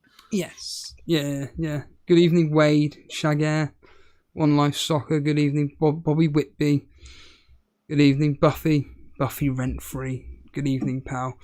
Yeah, good evening. All this is. I'm just joined with Gary. Basically, we're just talking absolute tripe for the next. Do you know we've been on for an hour and 15 minutes? I know. And we haven't even done any FPL stuff. I know. This is what I did say in my tier list is when I was reviewing you guys, because I didn't give you a must watch. Yeah, I throw darts at your picture on the wall, arsehole. But what my comment was, if you like listening to people ranting on about non-FPL things for an hour and 15 minutes and then talk about FPL for 15 minutes, I'm not saying it gets better. You know what I mean? Well, when I heard you say that, you were talking about the fact that when we do watch-alongs, and if you want to listen into guys talking about anything but what they're supposed to be watching, but they will talk about it, this is the show for you. And I was sweeping up, actually, at that I was just sweeping up the leaves, and I just had to burst out laughing because it's just true. Whenever I listen into, in fact, FPL Juice, they did with FPL Fella, Ash. So Dan, Ash, and oh God, there was someone else I've completely forgotten. And they did a 6, maybe 7 hour stream. Colm, I'm sure if you're still listening in, you'll be able to tell me. And they did the stream section, so essentially the deadline stream. And then Ash went, shall we just stay on? And they went, yeah, I've got nothing better to do. And they stayed on throughout the 3 p.m. kickoffs. And to be completely frank, I could not care less if they didn't mention a single thing about the football, because I found it so engaging. 3 blokes, who I've completely forgotten who the other person was. It's brilliant, isn't it? But 3 blokes chatting to one another about life and real issues going on, and then occasionally just piping up with, oh, just to let you know, Fulham have scored. Oh, brilliant, it's Jimenez, right, okay. And then they'll talk a bit about the FPL stuff, and then they just move on to real life stuff and everything. I don't know if it was last year or the year before when you were doing the 3 p.m. streams on a Saturday. And it used to make me laugh so much because you basically spend half the time doing Mr. Burns and office impressions. No, a third of the time talking about how much you hate doing 3 p.m. streams, and then occasionally talking about the football like the other time. It is very difficult when you spent a whole week doing streams and other members' videos at the time, and then when it came to the actual day of the football, it's like, God almighty, do I have to? Because the thing I hated about the 3 p.m. kickoffs was most of the time it would go against me. So you always ask the question, memorable moments playing FPL, and one of them was it, again, people in chat will be able to remember this, it was Neil Mopai, I think it was, and he was the penalty taker for Brighton, and I was like, oh my fucking God, he's actually got a penalty, this is amazing. And he was a differential, and I was just thinking, oh my fucking God, he's going to score. These 6 points here are crucial to my season, and then he misses, and I'm just like, I can't do this anymore. I think the worst one though was the Aguero one, and every time I look back at that, I don't know if you know of this, when Aguero had his penalty saved by Schmeichel for Leicester. I don't know if... Oh, Kasper Schmeichel. I don't know. Anyway, I genuinely was on the verge of legitimately on the verge of tears, because that season was, again, I think this may have been just after coronavirus, I can't remember now, and whenever I stream, my luck would just never go in favour of me whatsoever. In fact, if anything, it would go against. And it was Sterling who actually won the penalty. So I'm thinking, he's my captain. They're playing Leicester. I'm expecting them to win 5 or 6-0 here, and Sterling's already got an assist because Aguero's not going to miss the penalty. Sterling's got me an assist already within 5 minutes. Here we go. Aguero misses the penalty, Kasper Schmeichel saves it, and I'm just like, I generally can't. It was like watching I can't watch it. It's that bad now. But it is like watching a man completely broken. You do get very emotional. That's another thing, a lovely thing about watching your yeah. streams. And I love the fact you do the bets on Sundays, or it's like you kind of hedge. You can't really lose because you're either going to win with some money or lose FPL. Right? That's actually a great psychological mechanism. I didn't win anything on Monday though. That Monday was absolutely grim. I don't think anything. I was really happy because I have Flecken and Pinnock, and I had them both benched. So I was loving life because if they'd have got a clean sheet, the 1 week I didn't play them, I would have been furious. It's funny because with what used to happen with me, because I've got a different job now. Beforehand, because I was doing my job at Tesco, I'd have to wake up at 3 o'clock, 2:30, 3 o'clock in the morning. So I'd be going bed at about 6:30, 7 o'clock. Of course, all the football's happening during the time I'm asleep, and I would genuinely have these anxiety dreams. I'd wake up at whatever time and I'd admit this is terrible behaviour, and I hope people listening into this don't do this, but I'm fully aware there's a lot that will do, but please don't. I just immediately grabbed my phone, checked what the football results were, and then it would just be playing on my mind constantly that whatever's happened has happened. Whereas now, thankfully, I kind of just go, whatever, whatever's happened has happened. But talking of FPL, Gary, do you need the toilet just of interest? No, I'm all right. You're all good, right then. So yeah, because that was like the perfect break. So we can now go into FPL, everybody. I hope you enjoyed that. I hope anybody listening enjoyed. Only took an hour and 20 minutes. Well, I'm not going to bother bringing up my team, even though my team's up on screen. I want to just kind of go through your team, really. I think that out of respect to you, I think it would just be more enjoyable looking at your team. So Gary's team is as follows as we speak. Fabianski, Gabriel, Pinnock, Lewis, Palmer, Fernandez, and Burmo, Salah, Wood, Solanke, Cunha, and then on the bench we got Flecken, Rogers, Davis, and Greaves. First question: have you done any transfers this week already? No, I never do transfers until Friday night earliest. So when did you bring in Fernandez last week? Fernandez has been in my team every week apart from one, just before I wildcarded. So I was up there with Andy from Let's Talk FPL when he got that penalty. I was getting there. That was, yeah. I know. And do you know even worse? I had Eze every week. Yeah, that's right. Yeah.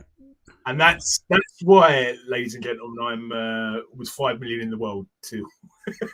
I've not actually got a bad record. I've got a fairly decent record over the years. I know you have. We'll go into that in a minute because it's phenomenal. Season, surely this week you must have had a phenomenal. I had a great week. I was top 6,000 game week finish. And how has that put you up to the overall rankings? It's put me into, I think I'm about 1.9, so like 3 million up. Yeah, and you are really set for this game week. The fact that I'm somebody that wants Fernandez, I can't get him in, so there's no point in me even talking about it. I'll tell you one thing, Stuart. That was the first game week I sold Haaland. It's the first game week in 2.5 years since he's been in the Premier League. I've not had him. So the fact that actually worked was, I was amazed. But I know you're talking quite a bit about getting rid of him or not. What were your transfers to get rid of? So you got rid of Haaland and... I got rid of Eze and bought in Salah, and I got rid of... Who did I get rid of? Haaland to Cunha and Eze to Salah. And that's paid off massively. Yeah. Instant success. Yeah, I think you and other people should just do it. I think there's too much holding on to, the fear of missing out thing. I think it applies to Haaland in more than any other player in FPL at the minute because he's punished people so much before. But I just don't see any point in keeping hold of him. At least at the minute, maybe it will change later on. But yeah, I'm finding for me, it's the fact that every game he seems to be having, I'm thinking he's going to do really well here. Like, for instance, Brighton next match, I'm thinking, yeah, City are going to do him like 4 or 5-1. But then the match comes along and it's 1-0, 2-1.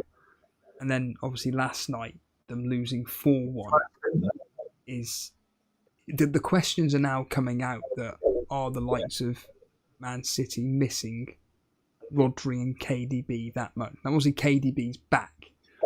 Whether he starts or not at the weekend is a completely different question. But not having Haaland, certainly the argument from most, and including yourself, will be it's so much more fun and you can spread the money so much more across the rest of your team, where it could probably cover the potential amount of points that Haaland could get. And certainly in your team, the fact that your front three are 3 of the more, shall we say, popular picks up front in Wood, Solanke and Cunha. That's what most people are talking about this week of bringing in, is these particular 3.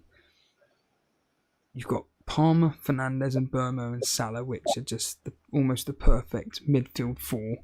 And some would argue if you were to do a 3-5-2, you can have someone like Johnson or... I think I'm missing Saka. I prefer Saka over Fernandes. Yeah. Even though he's got Fernandes, I'm not going to sell him because he's got a few good fixtures. But yeah. How much money have you got in the bank? Of course, I have to check. Not much. Oh, I think I've got a couple million actually. Let me just check. I was just wondering if down the line you could upgrade Rodgers to Saka. I'm really. There's something about selling Rodgers when he was. I've got 3.1 in the bank, so my actual plan is to do nothing this week and probably save up because I've only got 1 transfer. And move Fernandes to Saka at some point, but I don't think this week. No. I keep making this point that for me, this is just from my personal opinion, that I don't think Arsenal fixtures turn for quite a while. I don't think there is... Now, obviously, there's news that Odegaard is back in training, and I don't know what the score is right now between Inter Milan and Arsenal. But, so when you say the fixtures don't turn, do you talk about you mean defensively or offensively? I think both. Offensively, they look pretty good to me. I mean, Nottingham Forest at home, West Ham away, Man United at home, Fulham away, Everton at home. I don't think there's any problems there from an offensive perspective. It's just the fact that recently they're just not scoring many goals. Cool. But again, we go back to the Man City conundrum of our Man City not performing because of Rodri and KDB, our Arsenal not performing because Odegaard's not there for the creativity. We won't know the answers until these particular players are back. And certainly I do agree that Arsenal defensively over the next, up until game week 16 really, aren't looking good from a clean sheet perspective. But I do agree though that having one attacking asset from maybe game week 12, but preferably 13, because Nottingham Forest, as of now, seems to be a very, very difficult fixture for most. Do you have an Arsenal defender, Stephen? No, Ray's wanting me to bring one in soon. Yeah. I mean, I was actually thinking of getting rid of Gabriel and maybe bringing Trent in, but then if I did that, I wouldn't have enough money to upgrade Fernandes to Saka. I'm not really interested in Liverpool's defence because Ray made the point that Aston Villa at home, like if you've got Liverpool defenders, you've got them. Southampton away, fine, but then Man City, Newcastle are not great, and then you've got Fulham, Tottenham in there. The only clean sheet I can see them getting in the next 7 or so is probably against Everton, and that's it, really. Potentially Southampton actually, but after the Southampton game, I can't see them keeping a clean sheet against Man City. Newcastle away is a very, very difficult fixture. Everton away, should be all right. Fulham at home, again, is easy, but the way Fulham are, they seem to be able to score in every single game. Tottenham away. Right at the last minute as well to bugger up the game. Yeah. Thanks for reminding me. At game week 18, they've got then Leicester at home. And then in 19, I mean, this is very, very, very long way down the line. And 19 is when they've got West Ham away. So I don't think looking at Liverpool defenders is a must bring in. If you own them, no problem. But the teams that I'm looking at from a defensive aspect is certainly the likes of Chelsea with their upcoming fixtures in Leicester, Southampton. Well, I know they got Aston Villa, but I'm talking about the teams they got potential of keeping a clean sheet against: Leicester, Southampton, Everton. Do you reckon you can trust them outside of Palmer? I'm still not sure. I think Jackson and maybe at a push, and this is a big push, Reece James at a push, or even Cucurella. I had a conversation with someone in your chat last time, and he said, surely bring Reece James in, and someone mentioned like he's not played more than 10 games in a row for like 3 seasons or something without getting in. That might be an exaggeration, but he's just like, I am never going to go near him. And he gets injured every time I go near him. He gets injured. Yeah, the teams that I'm kind of looking at to attack in the near future is definitely Chelsea with Jackson and, well, I've already got Palmer, so Jackson for definite. And he could be, to be honest with you, Gary, he could be the Haaland replacement. He really could be that Haaland replacement. Leicester, Villa, Southampton, Tottenham, Brentford, Everton. It's really weird. Sorry, it's really weird from a football perspective. I remember when they signed Nkunku and Jackson, and everyone was like, Nkunku's so fucking good. And he may be really good. And then Jackson's a donkey. And the fact he's keeping Nkunku on the bench, I find quite amusing. Yeah, it's a very strange scenario, the whole Nkunku situation, where he seems to score every time he seems to play, but the manager is just like, yeah, but you're not a first team player, so I'm not going to start you in the first team in the Premier League.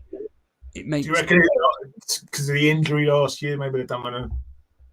I don't think it's that. I literally just think that this, what's his name, Mascara or whatever. He's just he's just made the point that you're my European team. I think that's all he's done. I don't think there's any other reasoning for it, because I can't see why a talent like Nkunku isn't able to get into the first team, specifically when any time I've seen him come on for Chelsea, he seems to perform very, very well. So there's clearly something going on there. But this is asking in the chat, Steve, do you reckon Lewis is a worry? I just think Man City in general. I don't think Lewis is a worry from a rotation. I know he was not played against Bournemouth the other day. I don't think it's a worry. I watched Andy's Gameweek Preview earlier. I'm fairly sure he said, because he keeps up to date with these things more than me. He reckons his name escapes me. England right back, Walker. At least a couple of the next few. Maybe, well, yeah, especially if they've got Spurs, Liverpool in the next 3. I think if he doesn't play the Brighton game, I think at this point it's just get him gone. Pretty much, I think that's the case. I think that. Thank you, Lewis, for the very few attacking returns that you've given us, but I don't think we need you anymore, because unfortunately he has become this rotation risk. Ironically, after Pep Guardiola. Would you go to Gavardiol? I could afford it, possibly, but their fixtures: Tottenham, Liverpool, even Nottingham Forest, Man U, Aston Villa, they're awful from a defensive aspect. And I know that Vardiol can turn up with a lot of attacking threat, but whenever you look at defenders, you're looking at it from a defensive point of view, of course. And To be honest with you, I'm having more faith in looking at Man United. Like my definite transfer this week, no matter what, is bringing in Mazraoui. Did you just say faith and Man United in the same sentence? It's probably not. I'm just looking at it from these 3 games that they've got: Leicester, Ipswich, Everton. They're gold dust. And I think they can find ways of conceding in all of those, though. Maybe not Everton, but Ipswich away with Davis and Leicester seem to find a goal most weeks apart from last. Yeah, I think though that from the fact that these 3 fixtures are just so good on paper, I think it's worth a punt. Basically, we got much attacking for it. I mean, Heggis is saying Dallo maybe. I can't personally afford Dallo. Okay. Mazraoui, my understanding is he's pretty attacking. Whenever I've seen him play, he's always bombing down, getting into those positions. So and Mark Goldbridge bangs on about how good he is. So I'm willing to take the plaudits from a bloke who watches Man United inside out. And yeah. I think that a lot of talk this week is building up to the whole wild card in game week. If people have still got a wild card, it'll be game week 12, where the fixture list really does swing for the likes of Arsenal, Chelsea. You could argue Aston Villa, despite the fact that not a great result tonight. And then, obviously, with the new manager coming in for Man United, you want to see how well he's performed. But people like yourself that have already got Fernandes, ironically, now you can just hold. You've then got Tottenham, who are just this team who, from a defensive point of view, don't want to have anybody, but from an attacking point of view, the likes of Johnson, Solanke, Kulusevski, I think for their price, it's just ludicrous. And certainly, whenever I do... Mazraoui XGI is 0.1. So I'm not sure he's that attacking. I mean, it's not the worst for a defender, but it's not great. Again, I'm only going on what I see whenever I've watched Man United. I'm not going to profess to watch Man United every single week, but again, based on whenever I have watched United, I'm usually quite impressed with him. Sorry, man. I'm aware that we spent ages not talking about the stats and stuff, and how boring it could be, and now I'm bringing up all those stats. But for me, I just think for a 4.5 million defender, it's a guaranteed starter for Man U. Yeah. I'm happy to bring it. I don't want Martinez. And it also means that I can free up that money to bring in Johnson, because my initial thought process was to do Mazraoui and Garnacho in for Dunk and Dibbling for a -4. Bring your team up, Steve-O, so I can see. Yeah, I can more than happy to do that. So, I was going to do... First, you got 2 frees, or...? No. This would all be for a -4, unfortunately. Okay. So, it'd be Dibbling out for Garnacho and Dunk out for Mazraoui. However, my consultant in Ray is saying that you're better off bringing in Johnson for that Tottenham coverage, for Dibbling, and getting rid of Konate, because of the fact that Liverpool's fixtures are changing from a defensive aspect. Yes, okay, Southampton is fine, but Man City, Newcastle, not great. But Tottenham's fixtures from an attacking aspect, with Ipswich, Man City and Fulham, are gold dust. Well, specifically Ipswich and Fulham. I think that they've got goals in them. And at least that way I've got, as Ray says, a guaranteed starter for Spurs. However, Ray, I'm just thinking about this out loud right now. Taking out Rodgers, possibly taking out Rodgers for Johnson, and then upgrading Dunk to Mazraoui. The only downside to this plan, and this is the one thing I will say I hate about FPL, is this just second guessing. is that with Dunk, their fixtures do change. And game week 13, Southampton, Fulham away, Leicester, Crystal Palace, West Ham. Now, from an attacking perspective, brilliant. Defensively, yes, they've done okay defensively, but the reality is that I trust their attack more than their defence. And maybe Steve, who you got the bench, mate? Sorry, it is Greaves, Dunk, and Rodgers. okay. So I'll just scroll that down. Not great then. No, it's just injuries everywhere. That's the problem with my team. And having Johnson in for the game against Ipswich could be absolute gold. Could be. So I'm not going to be playing Rodgers against Liverpool. What about if Palmer's confirmed out? I'm sure he'll be fine. This is why Thursday's so crucial, because we're going to get a lot of information tomorrow. But he never plays in those games anyway, does he? No, exactly. But I think that the manager will probably be asked about Palmer.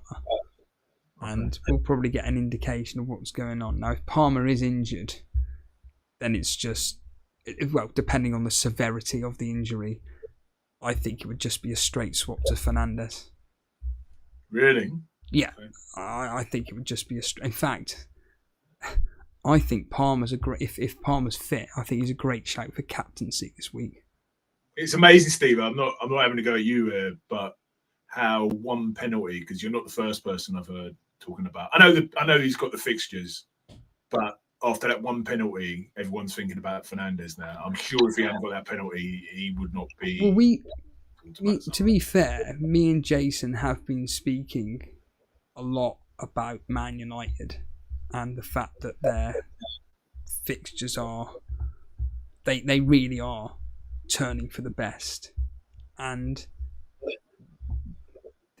to be a good FPL manager, you need to attack. Firstly, you need a plan. That's obvious. But you want to be attacking the really good fixtures, and you cannot ignore the fact that Man United have got Leicester, Ipswich, Everton. Yes, can't ignore that. And the one player that is guaranteed to start every single one of them 3 matches, along with playing basically every single minute of those games, is Fernandes. He's the I remember listening to a Black Box episode about a month ago where they were basically saying Fernandes is done. I think one of them, I can't remember, Mark Southern said he's done. I'm not having to go at them, but it just shows the quick nature of turnaround in FPL in terms of, how things quickly turn around in terms of form and stuff, or opinions change. Well, it's also, you got to remember that he's under a new light. Their manager's been fired. The man that seemed to, by all accounts, was restraining them. I think they've been let loose. Now, Jason, as a Man United fan, has said, be warned. Yeah, I heard him say it Sunday, yeah. I can guarantee he's going to do Fernandes in for Foden. I'm pretty certain he's going to do that. And, like I say, for me, attacking those 3 fixtures is great. Now, I can't really do it other than the Garnacho in, but Garnacho's just pretty much just hit and miss. Still, I agree with the attacking perspective. I'm not sure about as well. I just don't think it's worth it for the. I reckon they'll concede a couple when he's got. If you split a 0.1 XG, that's 1 return in 10 matches. I don't think that's worth it. I'd look elsewhere for that transfer personally. The other option is pretty much just leave my team as it is and just go into game week 12, which is after the bloody international blasted break is after this. Is that the last one? It's got to be, isn't it? It's the last one of the year. So this game week, once it finishes, we won't have anything until the 23rd of November, unfortunately. And I could go into the international break with 2 free transfers, but the thing is that getting rid of Dibbling For Johnson, I have to sell Konate. And as we've just said, Liverpool's next 4 fixtures, 3 out of them, they aren't that great from a defensive aspect. They really aren't. And bringing in that Man United option, it's there, truth be told. And I'm virtually set on it, to be honest. I am. I mean, is it worth a hit though? No. No. Exactly. Which leads me to believe that maybe just leave the team as it is. Unless Palmer's out, probably. Yeah. If Palmer's out, then it's either going to be potentially Johnson in for Palmer, Fernandes in for Palmer, or just leave it and then go into game week 12 with two free transfers. But I'd probably...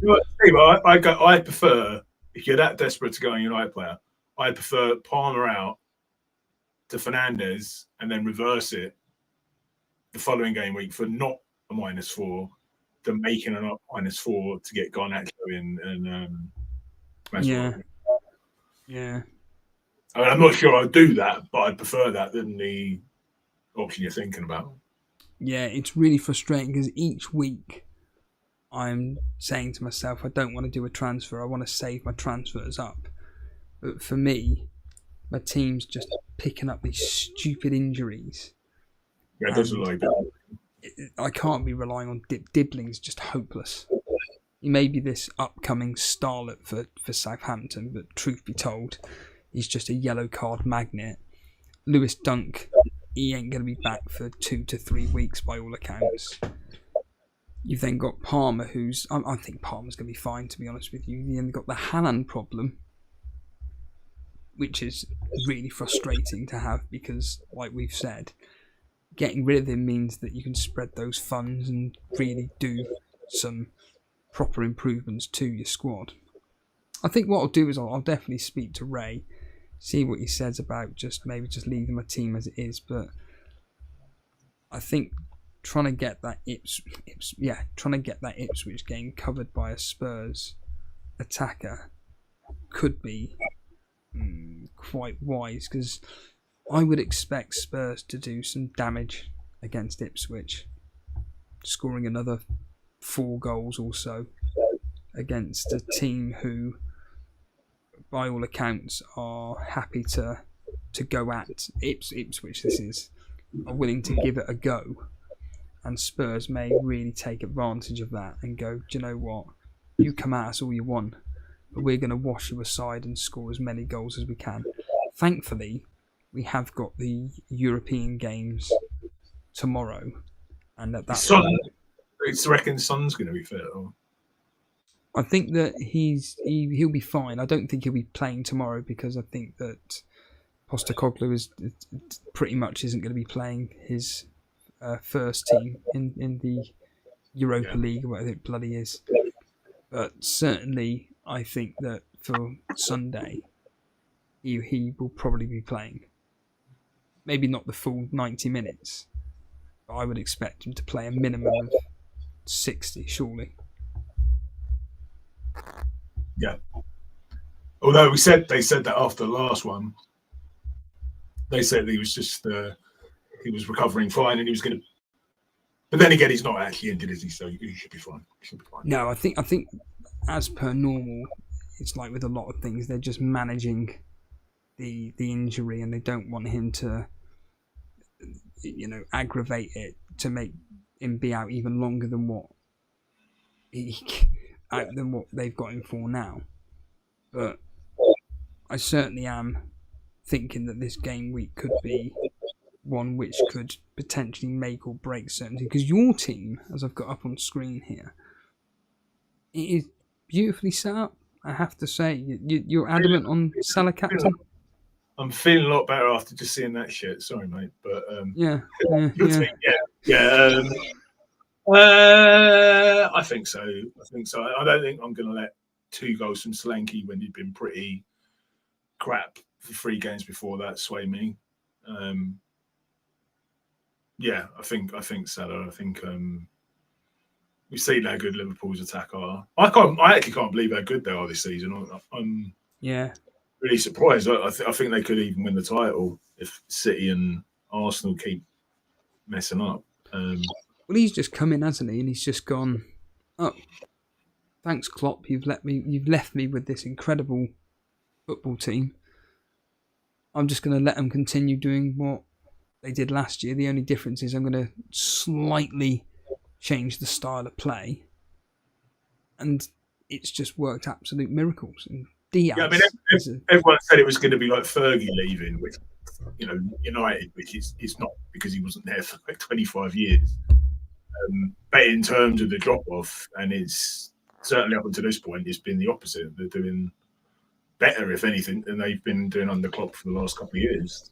So, yeah, they seem to have this mentality, don't they, where even if they don't perform in the first half, I mean, even last night it was 0-0 at half-time. They come out winning 4-1. And they Bayern Leverkusen lost 1 game all last season, didn't they? I don't know how they're doing this year, but oh, did they didn't go unbeaten then? They did actually lose in the league. They lost in the whatever you call it, Europa, the old UEFA Cup, whatever it's called. Oh yeah, that's right, yeah. But did they go unbeaten in the league though? I think so. I think that was the only time they got beaten all season. Someone in the chat could tell me if I'm wrong, but I think they went the league season unbeaten. Well, I can say this now that unfortunately it looks like Arsenal are going to lose 1-0 to Inter Milan. A goal from Kalinoglu. Never heard of him. It's, again, don't think Arsenal fans are going to be too particularly happy with that result. Aston Villa losing, they lost 1-0 as well. Who are they playing? They were away at Club Brugge. Oh, so that's not good then. Club Brugge. Bloody hell, Andy Martin's team, Leeds, lost to Millwall 1-0. Like, they beat us 1-0. And how are Burnley doing this year? Say that again. How are Burnley doing this year? We are 4th. Well, as of last night, we were 4th in the table, but the problem is that we can't score. We have this really strange mentality of we'll get to the final third of the pitch and then, oh, we haven't got a striker. Let's go back. And we just bring the ball back, and our options are very, very slim pickings. We've got a lot of injuries, and we couldn't play our loney player this week in Fleming, which would have at least given us some attacking outlet. My uncle wasn't particularly happy with the performance against Millwall. I didn't think it was that bad. I just think that if we actually had a striker good enough to ironically, someone like Chris Wood, who used to play for us, you just get the ball up to someone like him, we'd be fine. But the problem is that we can't score goals. But we don't concede goals. Most of our matches either a 0-0 or 1-0 either way, usually in our favour. And the football is dire. It is extremely painful to watch, seeing 11 players just trying their hardest not to score a goal. It's like Scott Parker's gone, yeah, I don't really like scoring goals, I just prefer passing. And it's very difficult to come off the back of such an incredible season under Company in the Championship, where the football we were playing was just sublime. It's only last season you were up. Yeah, it was, wasn't it? Only last season, yeah, where he decided to, well, not him, but the board decided to get rid of half the players that won us the Championship, and then Company himself decided not to play any of the Championship winning team. It was just the most fucked up ideas he had. And then we get relegated with a pathetic, abysmal amount of points. And then this season with Scott Parker, Company goes to Bayern Munich. When he goes to Bayern Munich, he was like the 7th choice on the list because nobody wanted the job. He takes it. He's doing well. He's doing all right. Job. He's doing well there. I think they're second in the league, maybe even top. But he has his ways of playing football, and it is very. I think it's very, very pretty on the eye. I think it's beautiful, and you know what he's doing, but it can come at a cost, like he discovered at Barcelona when they lost. I think it was 4 or 5-1, something like that, or 4 or 5-0, and they lost to Aston Villa as well. And yeah, it's one of those with our season that we are going to get into the playoffs no matter what, because our squad's too good to not get into the playoffs. It's just a case of Scott Parker trying to find a way of how we can score goals, because we can't be just relying on Koleosho to be charging down the right hand side, cutting in, and then anybody there? No. Oh, right, okay, I'll have to take a shot on myself, and it just goes wayward. Steve, Chris Wood, he was. I'm a Newcastle fan, and I can't believe in this season. He was like, we bought him off you, basically to relegate you. I think, if I'm remembering correctly, you did relegate you, but he was absolute shite. I think he scored 4 goals in the entire time. I just cannot believe what he's doing this season. It's crazy. I'm not going to profess to be some form of expert, but I think that with Chris Wood, it seems that when he wasn't first choice at Newcastle though, was he? I can't remember who was competing. It would have been Callum Wilson, fit, or we might have been playing. I can't remember that far back to me. So we might have been playing Joe Linton up front or something stupid like that. Probably Callum Wilson. Yeah, he was definitely not first choice, and any time he got the opportunity to come on, it was like the last 10-15 minutes or whatever as an impact sub. I think that for him, he's a confidence player. I think that when the manager's put his arm around him and said, "You're my man, and we're going to do everything we can to get the ball up to you. We just need you to do your job." He's just proven it with Nottingham Forest. And I actually said last season that when Nuno took over, said last season I expect them to be challenging for Europe last season. Obviously, they didn't. But now this season, he's got his players, he's got the tactics that he wants to do, and he's up there. And I would not be surprised if he does get Nottingham Forest into the European places. And Chris Wood, like you state, he's just plodding along, doing a job, doing what he's supposed to do. And like you say, it's just crazy. Because he did a job for us. You know, he'd always get us at least 10 goals a season. He was the main man. And when you're going to go to a club like Newcastle that are that big, and essentially, you know, we've got not just Chris Wood, but we've got Callum Wilson and various other players ahead of him.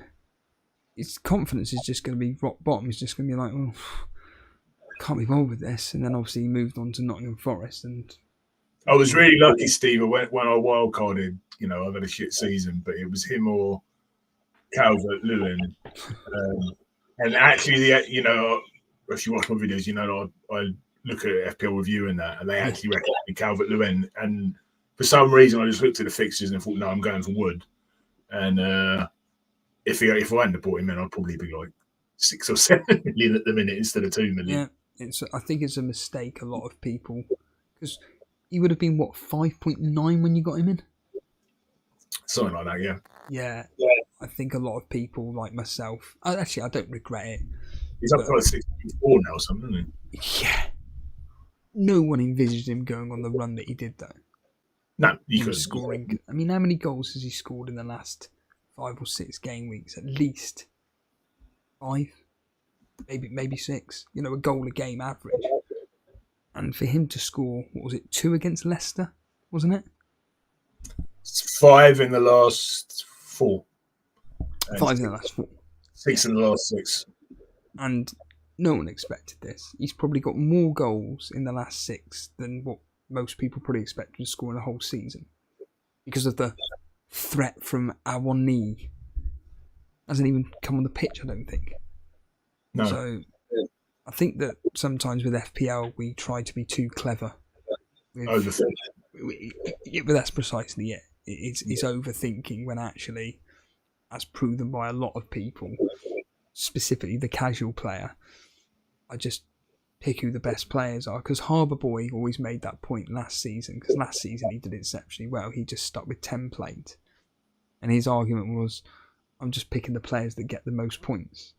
And it is that simple of a game, but unfortunately, there's so many aspects to this FPL game which is about planning and when you're going to be attacking certain teams that, like you say, we just get caught in this spider web of ideas where at the point of where we're like, I don't even know what I'm thinking anymore.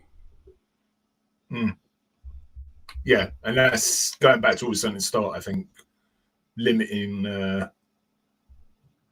maybe limiting your time watching podcasts or spending too much time, it can become not just from a mental health perspective, but just from an actually doing well at the game perspective, becomes counterintuitive to doing well.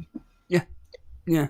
Talking of counterintuitive, I mean, again, it's 10 o'clock. I need to get the hell out of here. But but I do want to do our predictions because I do like seeing what people think about the upcoming games and whatnot. So it is the 3 o'clock kickoff. So it's a bit annoying that there's no 12:30 game, but whatever. So ironically, I'll be listening into Streamception live for once. But we kick off the game week, Gary, with Brentford versus Bournemouth. I'm thinking here that because Brentford at home let's just score as many goals as we can here. I'm looking at this thinking this could be quite an entertaining game, and I'm just looking at it right now. I'm going to go with a Brentford to win 3-2. Can we be biased here in terms of our FPL teams? I never put biased into it, but you can. All right, I'll try and be. Yeah, I think Bournemouth are doing good this season, but no, I agree. Brentford will probably win. I don't know about 3-2. Maybe. Well, I'll go 2-1. Brentford. All I will say is that Brentford at home score lots of goals and concede lots of goals. Away from home, they're pants. So that's why I'm expecting Brentford just to come out on top. But even if it was to end 2-2, 3-3, something like that, but I do expect if you were to put 50p on it, over 3.5 goals could be the bet. Crystal Palace versus Fulham. Christ almighty. We'll definitely be watching that, won't you? I don't know. I reckon I'd go Palace just because they're 1-0. No, actually, they haven't got Eze, have they? No. 0-0. I'll go 0-0, 1-1 draw, basically. You know what? You stole the words right out of my mouth. I'm going to go with a 1-1. I expect this to be a draw as well. Very similar to the next match. West Ham versus Everton. These 3 o'clock kicks are crap. This is why you stopped doing the 3 p.m. Honestly, they do seem to stick the crap games a lot of the time at 3 p.m. Mm-hmm. West Ham, I'll go for a West Ham win here, tight, because I don't think Everton are going to score, and I reckon Bowen or someone will pick a goal for West Ham. So I'd go 1-0 West Ham. Well, the funny thing is, I stopped the 3 p.m. kickoffs because I'm physically not able to do them because I'm actually at work. But yeah. These, when I was committed to doing it every Saturday, this was the kind of weekend where I'm like, fucks, really? I'm going to go with one extra goal to West Ham. I'm going to go 2-0 to West Ham. Now, this is an interesting game because people, Nick from FPL Juice, are thinking maybe potentially captaining Cunha in this game. So Wolves against Southampton, Gary. Wolves against Southampton. Well, Wolves are going to be favourites for the home. I mean, they did pretty well in the last game as well. But I wouldn't go for a 2-0. 2-0. I wouldn't go I think Wolves will score a couple of goals. I think they'll win. I mean, maybe Southampton might get one, but a Wolves win. 2-1, 2-0. I'd say 2-0. I'd probably go with 2-1 to Wolves. Wolves seem to always concede goals, so I'm just going to go 2-1 to Wolves. Well, here we go. The 5:30 kickoff, the game which could decide for a lot of people what this Man City team is all about. They're on and how a lot of people game weeks go if they captain Haaland again. They seem to be on a downward spiral at the moment. People are getting sick to death of owning the likes of Haaland. Christ. I always back Man City. I think Brighton will score. I mean, that's evident. I want to back the Brighton win 2-1. I want to back it.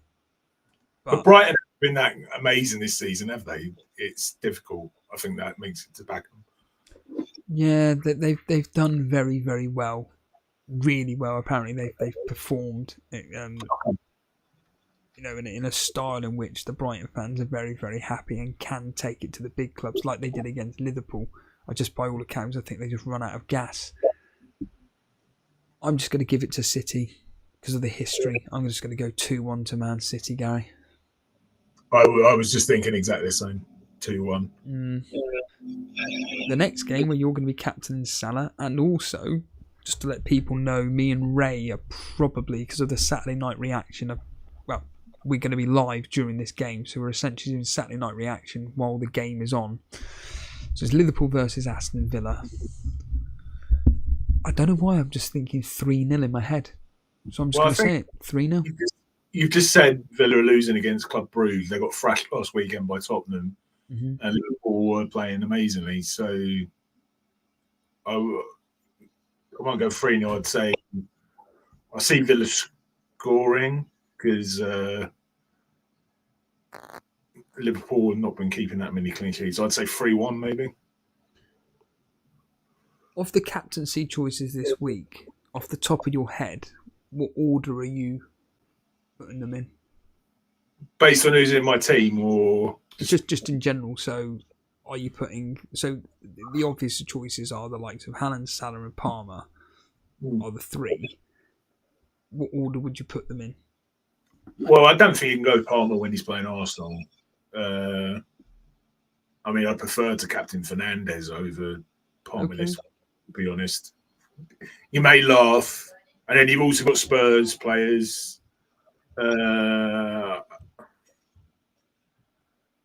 I wouldn't back City Haaland based on what he's been doing recently, so I would probably go. It's bloody difficult, actually. I would go Salah because I've got him. He's good. I'm going to captain. Yeah. Spurs player, Son if he's fit. Maybe Solanke if you've got him, and then third Haaland I'd put. Oh, interesting. So you'd put, like you said, Liverpool. Well, Salah first, Solanke / Son second, and then Haaland third. Okay. Yeah. Okay, how about you? I'm very bullish on Chelsea against Arsenal. Really? I don't know why I have this feeling Chelsea are going to do them 3-1. I don't even know why. You seem to have a lot of faith in Chelsea. They're a good team this year. I think they're going under the radar. Fair enough. They've done well. I just always have the feeling something's going to implode at Chelsea any minute. I don't think it's happening this year. I think that the managers laid the law down. I think he's taken control of that squad. And like I said to you earlier, I think he's just gone, this is my first team, this is my second team, live with it. If you don't like it, fuck off. And it's, oh, okay, no problem. And because of this, they're getting results. And I do like the way Chelsea are playing. It's like this, in my opinion, quite an attacking team, especially with Palmer, Madueke and Jackson, those three up top. They've got some great options to come on as well, haven't they? Exactly, yeah. And the way Arsenal are at the moment, I think Chelsea, if they go for it, I think they could be under the cosh. And I genuinely think that... The other thing with Palmer, if he's still a yellow flagged, you're not going to risk it, are you? No, exactly. And we're going to wait for other options. But The thing with Aston Villa is that, especially Unai Emery, he always seems to have a plan in the big games. Like, I know he failed against Spurs, but I think that was just a one-off. There's always something about Unai Emery that seems to be able to deter big teams from playing football. I mean, Ray's very bullish on the fact that Aston Villa are not that great defensively, and he thinks that Salah's going to have a lot of fun. But I'm thinking Salah number one, if anything. I do think that. No, in fact, fuck that. I think Haaland number one, Salah 2, Palmer 3, and then I'd put Solanke like number 3 or 4, and then Palmer, definitely Palmer in the top 4 for me. So I reckon there's a little bit of bias there from both of our perspectives. You've got Haaland and I don't. Yeah. Talking of our dilemmas, obviously I'm looking at Man United and thinking this is going to be the kickstart to their season. They're at home to Leicester. Recently they just beat them 5-2 in the Cup. Admittedly, it was Leicester's B team. I do expect Man United to come through this game, and I'm going to go with I do think Leicester score, funny enough. I'll go with 2. No, in fact, fuck it. No, I don't think they do. I'm going to go 2-0 to Man U. I'll go 3-1 Leicester because... 3-1 Leicester? Sorry, 3-1 Man United, sorry. Right. Because anyone who had 2 Arsenal defenders when they played Leicester at home, they have a way of fucking up clean sheets when you've got one of their players in. So, yeah, they just seem to have a way of scoring. I don't know what it is, but they just seem to. But I think Man United will win fairly comfortably. I mean, 3-1 might be an underestimation, but yeah, I'll go 3-1. 3-1 Man U. Odd in there, just saying I need a Fernandes hat trick. Yeah, you and me both, mate. Nottingham Forest against Newcastle. It's just horrible. I can't believe they're showing this on TV, but all right. Yeah, this is a game on Sky. Rubbish. I'm going to go with. I know this is your team. I think Nottingham Forest nick this 2-1. We're getting some form back. Yes. I mean, who did we beat? We beat Arsenal last week. But Forest are doing very well. I'll go 1-1 maybe 1-1. Yeah, I was thinking 1-1, but I just think that Nottingham Forest Newcastle games, it's very rare that Newcastle especially, I don't think they draw that often. No. And away from home this season, from my understanding, you're not doing that great. From my understanding, I could be wrong there. Normally, I'd have... The thing that's surprising most about Newcastle this season, and from an FPL perspective, is Gordon's drop-off has just been... Yeah. Where's he been? Like I was calling when England were playing in the summer. I mean, this is biased, but everyone was saying bring Palmer on, bring who else was benched? Don't ask me. I couldn't count that. I was wanting them to bring Gordon on, and they didn't. And I mean, you see how Palmer shot up, and Gordon he just seems to be nowhere. But anyway, yeah, I'd say 1-1 for that. 1-1. Yeah, normally I'd bring up whoscored.com, but unfortunately, for whatever reason, the website just seems to crash everything. So I'm not going to bother because I always like seeing what the history says and what the current form for the season gives us, because then it gives you an idea of how it's going to go. But yeah, you're going to go a tight game, just like me. Spurs Ipswich. I'm just going to say now, I reckon this is going to be like a end-to-end 4-2 to Spurs. I reckon this is what, from an FPL perspective, is probably going to define the week. Because there's going to be loads of people who bring Spurs players in, and they're either going to do really well or they're going to do really shit. Mm-hmm. I've got Leif Davis, so I reckon he's going to score for some reason. Spurs 4-1. 4-1 Spurs. Yeah. Solanke hat-trick. And then finally, Gary, on to the big one. And it is a big one because, again, I don't know if Chelsea will have any points. They go ahead of Arsenal, maybe 1 or 2. I think if they do win, they go ahead of Arsenal. I didn't realise they were ahead of Arsenal on the table. Is that what the stake is now? Is it? I'll have a quick look. So it is the big one, and yeah, take it away, Gary. What are you thinking on this game? There's rumours Odegaard's back, isn't there? He's in training, yes. So does that mean Arsenal are at full strength? Near enough, yeah. I can't think of anyone else who's injured. Palmer may be out. I know we don't know that yet. So I think this is where Arsenal come back on form, and I'm going to go 2-1 Arsenal. Especially if Palmer's out. I do know that Arsenal love playing Chelsea. In fact, I'm going to do it I don't like doing this, but I'm just going to go on my phone just for this history here. So Arsenal have only dropped points once in the last 6, which was last season when they drew 2-2. Other than that, it's been 5-0 Arsenal, 3-1 Arsenal, 1-0, 4-0 and 4-2. I don't expect to be high scoring like that, but I do think Chelsea win. And I'm going to go you said 2-1 Arsenal? Yeah. I'm going to go the opposite way round. I'm going to go 2-1 to Chelsea. I think that Chelsea, in fact, I'll quickly check here. I'm pretty certain that Chelsea's home record this season is... Nope, it's 1-2 drawn 2, lost 1 at home, whereas Arsenal away, 1-2 drawn 1, lost 2, scored 5, conceded 5, whereas Chelsea at home scored 8, conceded 7. So it's sounding like this is going to be ending up being a 2-2. Just saying in the chat, Steve, Odegaard played 5 minutes tonight, apparently. Right, okay. Yeah, but whether he's fit enough to be coming on for a match of this high intensity, I really don't know. I'd like to think he is.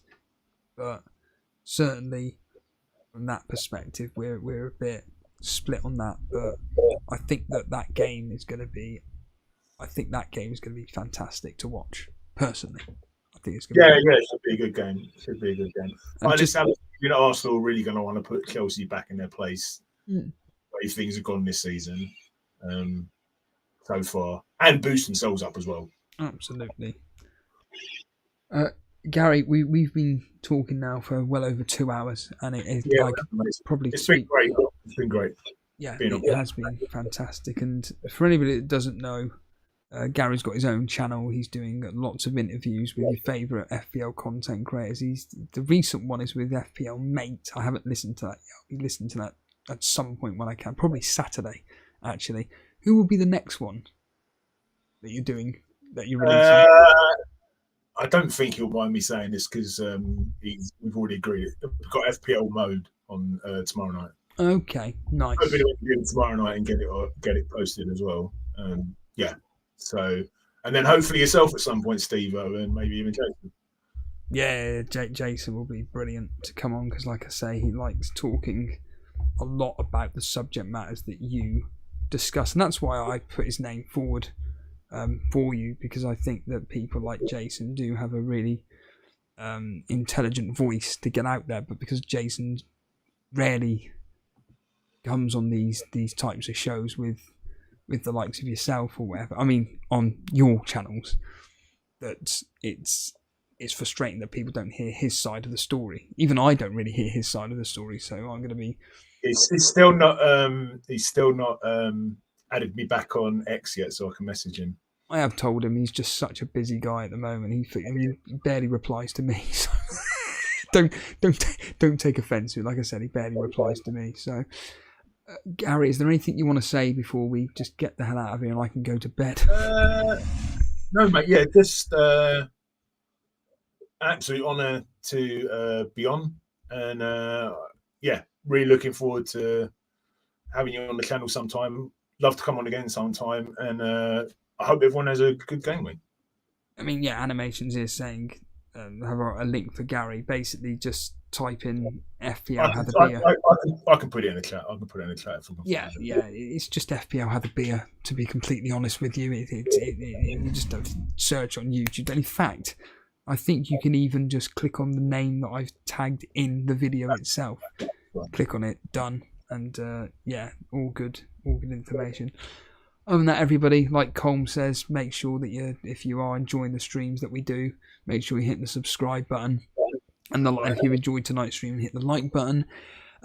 Please give us feedback, what you thought about the show after on the replay. It's always nice to read the comments.